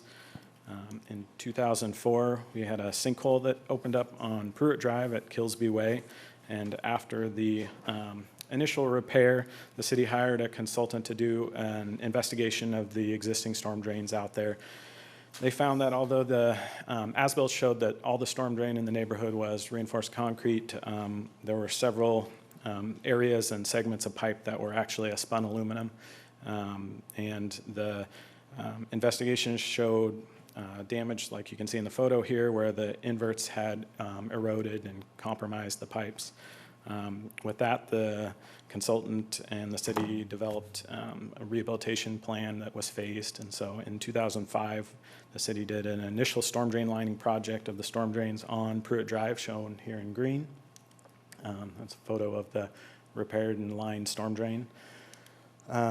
Following year, there was an additional, the next phase of the project, lined some storm drains on South Lexington and a short segment on Silverhorn Drive. Again, photos just showing some of the failed culverts that were, storm drains that were out there. In 2007, the third and final phase of the initial project was constructed and included more storm drain linings on Silverhorn Drive, Fayette, and South Lexington. And I do want to point out that for whatever reason, we left about a 200-foot segment of Silverhorn between the intersection of Province going north towards Pruitt. After that, it was kind of status quo until 2017 when another sinkhole opened up on Newington Drive near Pruitt. At that time, the city did an emergency repair. It was the same failure, basically a spun aluminum pipe. The invert had eroded and caused the pipe to fail, causing the backfill over the pipe to sink and create the sinkhole. So we did an emergency repair and alleviated that problem, and that generated the current CIP to look at this Willow Creek Estates area again. So we've been investigating the storm drains out there, all the storm drains that aren't currently lined. Some of them are concrete, but there's numerous segments of storm drain that are still this spun aluminum, and they have varying levels of deterioration. As we were identifying and prioritizing the segments that were still to be done, a sinkhole occurred in March of this year on Rockport Circle near Hingham Square, shown there. So at that time, the city hired REY engineers to develop plan specs and estimates for the current project. The streets department did the sinkhole repair at that time. They excavated, cleaned it out, backfilled around the pipe, but there was no pipe repair done at the time. While REY was doing their development of the PSNE, another sinkhole opened up on Rockport about 250 feet downstream of the previous one, and so that just further highlighted the need for a storm drain lining or repair project to the storm drain out there. This was a photo of the repair of the sinkhole, the second sinkhole near Chelmsford Square. This shows in blue the current scope of the construction project that REY, the PSNE package that REY has put together. It's currently out for advertisement with a scheduled bid opening for next week on September 3rd. The project was broken into a base bid, and we have 6 potential ad alternates to so that we allowed them maximum flexibility to award what was needed. Okay, what technology were you using for this repair? We're doing a cured in place pipeliner, steam curing. Okay, so it's like the old in situ form kind of stuff? Exactly. Okay. Yeah, and we did look at other options for replacing the storm drain, doing a fusible PVC liner, but found that was part of the initial investigations that REY engineers did, but found that stuff's really hard to get in corrugated pipe. Yeah. So, no, I think that the technical solution that's been proposed is a super good one. That product should never have been installed out there in the first place. Way too late to go back after anybody at this point in time. And I think that the person that was overseeing the storm drain work in this area is long deceased. So very disappointing that that was done in the first place. I'm glad that you guys are on top of it, and I think that the course of action that you've chosen to repair it is the best one. And it's a combination of corrosion on the inside of the pipe and corrosion on the outside of the pipe. Absolutely. So, how much more of that pipe is out there? Basically in orange, we show a few. So we should just expect that project down the road at some point? Yeah, absolutely. There's significant areas with still more of this spun aluminum, and this is, we are continuously inspecting the storm drain out there. And so we've identified some segments on Bower Circle, Wellfleet Circle, and Dulverton Circle, just within this neighborhood. And then outside of that particular neighborhood, does other parts of Lexington have the same issue? I think most likely there is some out there, and so that, we'll be expanding our investigations, as time progresses. Was this the same issue in Parkways also with that sink, that sagging part of the street? Was it related to something like this? No, it was not. No, that was a Slickens issue. I don't even know if they're still selling this product. Are they? The spun aluminum? Yeah. I don't think so. I don't think so either. So it was a flash in the pan, so to speak, and it never should have been installed. So the current project in the budget had a much smaller scope than what we've expanded it to based on the needs of the project area. Again, this is just a zoomed-in look of our current scope. Like I said, there's a base bid and then 6 add alternates. The base bid and the highest priority is actually the filling in that segment on Silberhorn because it is a large diameter 48-inch pipe. This is, as I said, it's out for advertisement right now. Our engineer's estimate for construction only is about $1.1 million. For the entire project, the base bid is $200,000. So financing options we had discussed include delaying other identified projects from the current budget that utilize gas tax or Measure A funds. However, the available funding from those projects may not be enough to cover the entire project and would cause those other identified projects to be delayed in future years. Alternatively, we could take a loan from the Transportation Improvement Fund, would require us to develop a repayment plan. There's no current good repayment options from storm drainage fund sources. Potentially could use the general fund to repay the loan. And then lastly, we could award only the base bid and any add alternates that could be constructed within the current project balance that's just under $200,000. I frankly don't like any of these options. But again, we can talk about this, but until the bids come in and we know what the exact amount of money is that we need, I would like to defer that decision until we get the bids back. But and I would recommend looking again to some other ways to potentially fund this. I'm a little bit leery, or would like to at least take a look at whatever we've got left in the existing Measure A and what we were planning on spending that money on, and see how much of those projects could be delayed. And that's the exact point that we're coming to you for advice or direction on is currently we do not have a stormwater utility fee. We do not have a direct funding stream dedicated to stormwater. Our funding streams are gas tax, Measure A, and SB1. Which in most locations are not used to fund storm drain issues. Absolutely. Many jurisdictions have a stormwater utility fee that goes specifically towards the stormwater system and the maintenance and capital improvements of stormwater. We're kind of at a loss. We're looking to you for advice and direction. It's got to come out of somewhere. If we take it out of Measure A and gas tax or SB1, that simply means we're deferring or not doing any roadway improvements. Right, and we need to know how we're going to pay that back, because that, those other improvements are going to be required. Correct. We had a presentation last year about the pavement condition index. So. Right, and we're currently you approved tonight the update of that study. Right. And we'll get a better handle. We're currently running probably in the $45 million deferred maintenance category for our pavement maintenance.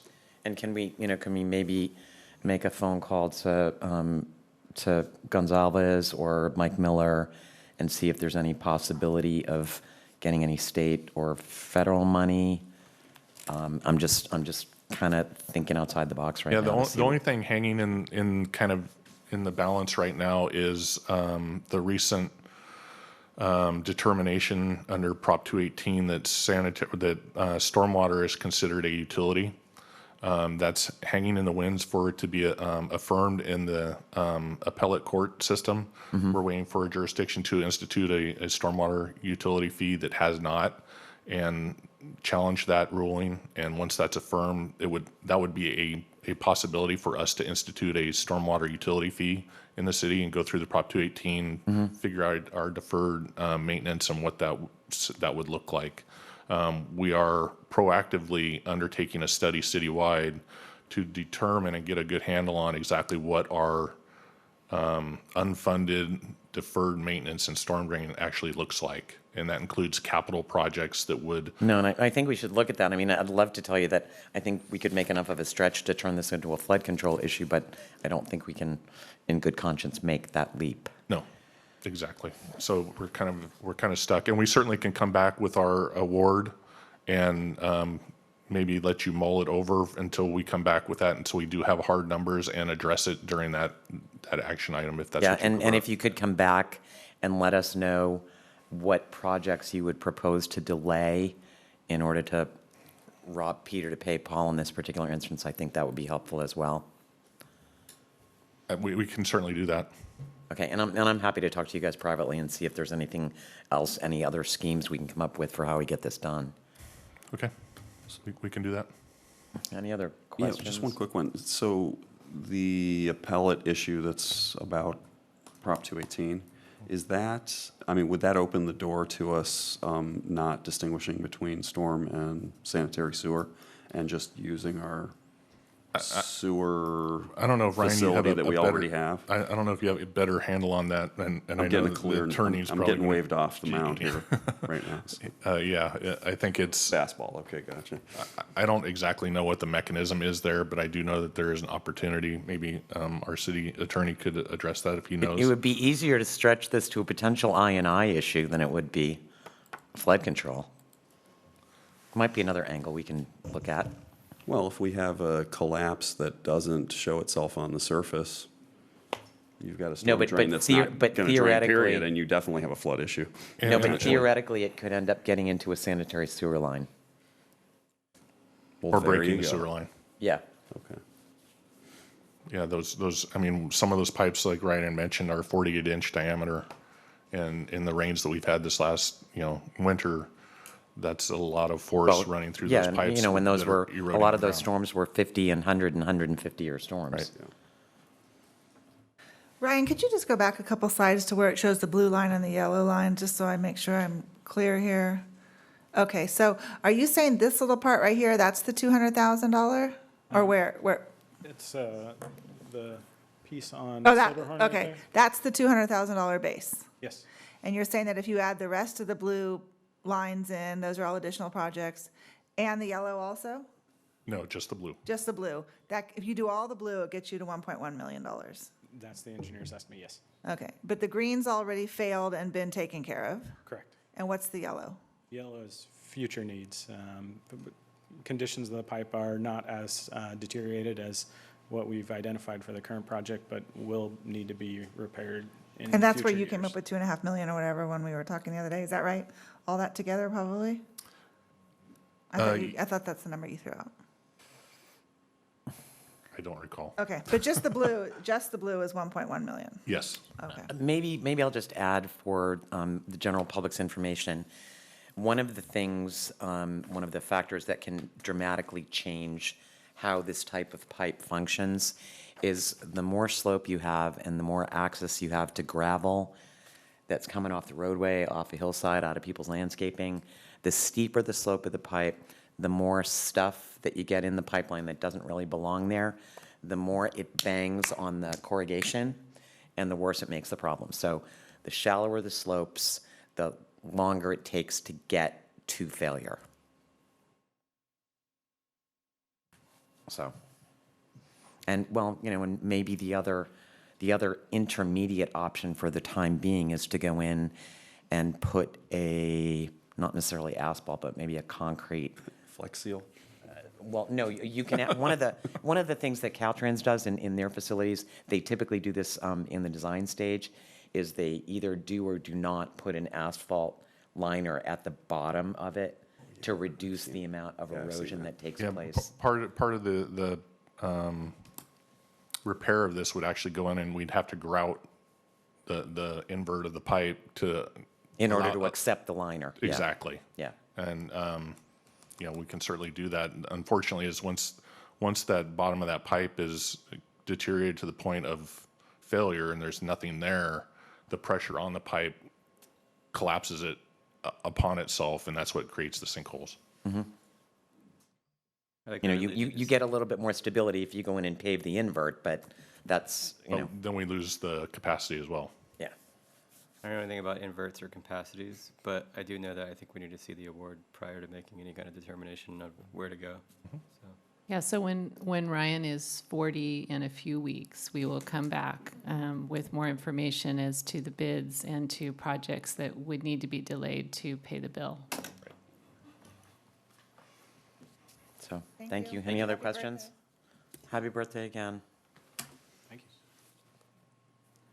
you. Okay.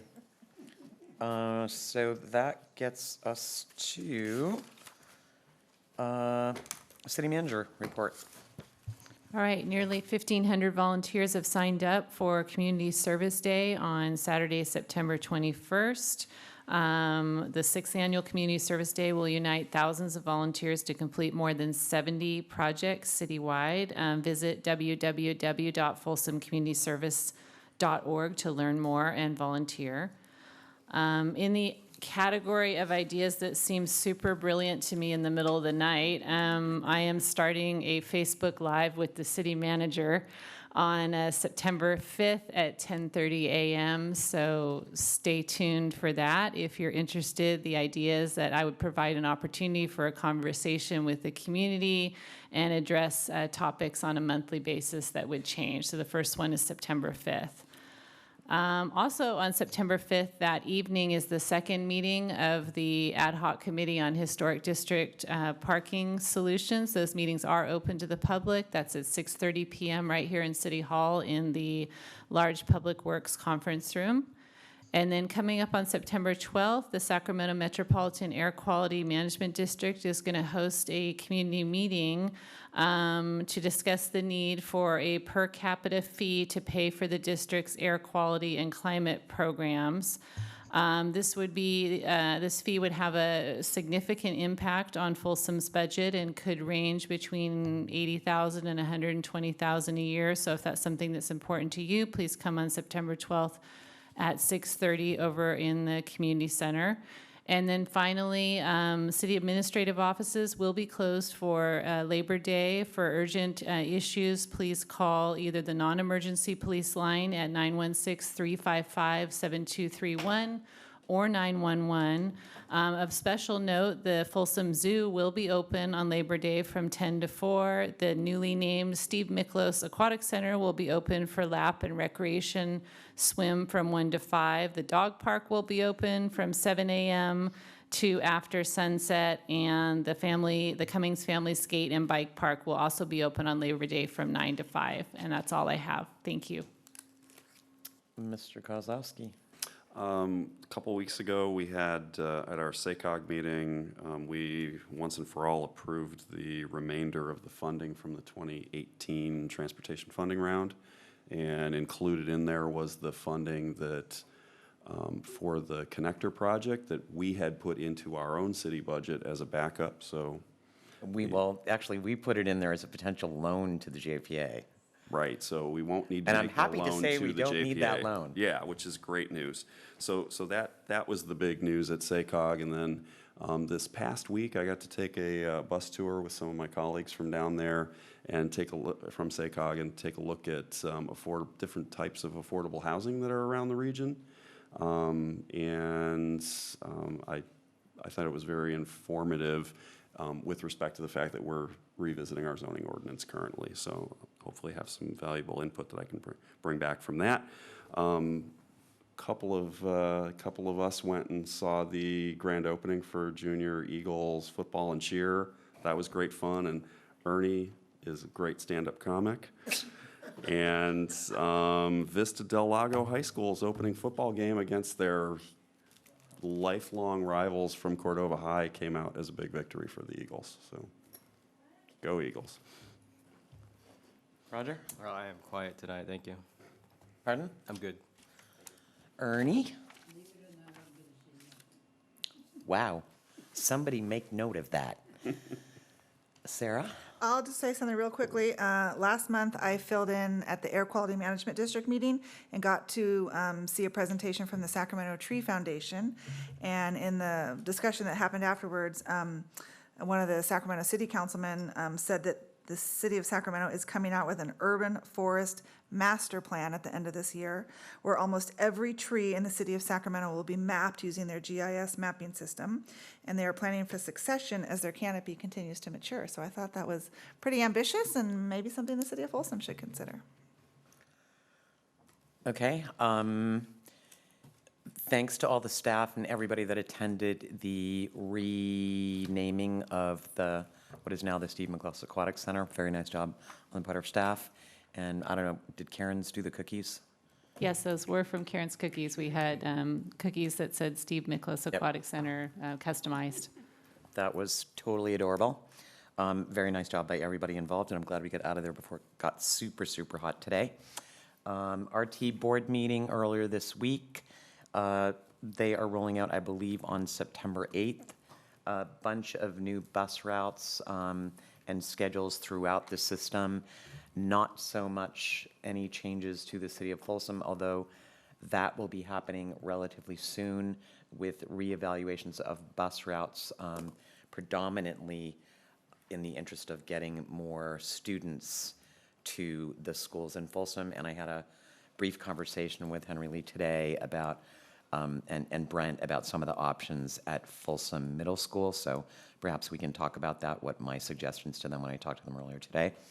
So anyway, for anybody that typically uses more of the bus system in the Sacramento area, please take a look at the RT website because there'll be a bunch of changes being made. Mike already mentioned what's happening with the funding from SACOG relative to the Southeast Connector. So the good news is that project is going to be going out to bid shortly. That last section that is basically, it's Folsom, effectively. And the further, I guess that's kind of headed toward the south. It's going to make for an excellent evacuation route out of El Dorado Hills. Yes, that's true. But the other piece of that project that will be included in the next phase of construction, we believe that agreement has been reached in acquisition of the last stretch of property that needed to be acquired to move forward with that. I think it's D2. I think D3 is the name of that package. So that should be under construction ideally early next year. So that's very good news. On the STA front, we are still moving forward with discussions relative to potential placement of a transportation sales tax measure on the ballot in 2020. And we believe we have reached tentative agreement with someone who will fill the role basically as the interim director of the Sacramento Transportation Authority. But until we get confirmation that all of the legal details have been worked out, I will not release the name of that individual. But some of the people in this room, I want to thank them for suggestions of the individual who I expect to be taking over that role. So I don't know that I have anything else on other issues. The usual, kids are back in school. Please drive carefully. I was only out today for a short period of time, and I probably saw 8 cars run lights today. So please don't do that. And if you're on a skateboard, it's better to stand up. It's way easier to see you than if you're skateboarding in my neighborhood and you're sitting on a skateboard so you're about this high off the ground. And if you're doing that, you should be in the bike lane. If you're out walking around at night, you should be wearing bright colored clothes so that people can see you. Same thing for bicycles, and it's a requirement for all bicyclists and I believe skateboarders to adhere to the rules of the road. So if you get to a stop sign, you have to stop just like the cars do. Please drive safely. And I'm wishing all the students that have gone back to school a wonderful school year. And I think Folsom High's first football game is this Friday night. So Ernie says it's at Sac State, and I know Ernie knows all things Bulldogs football, so that's good. With that, we are adjourned at 9:58.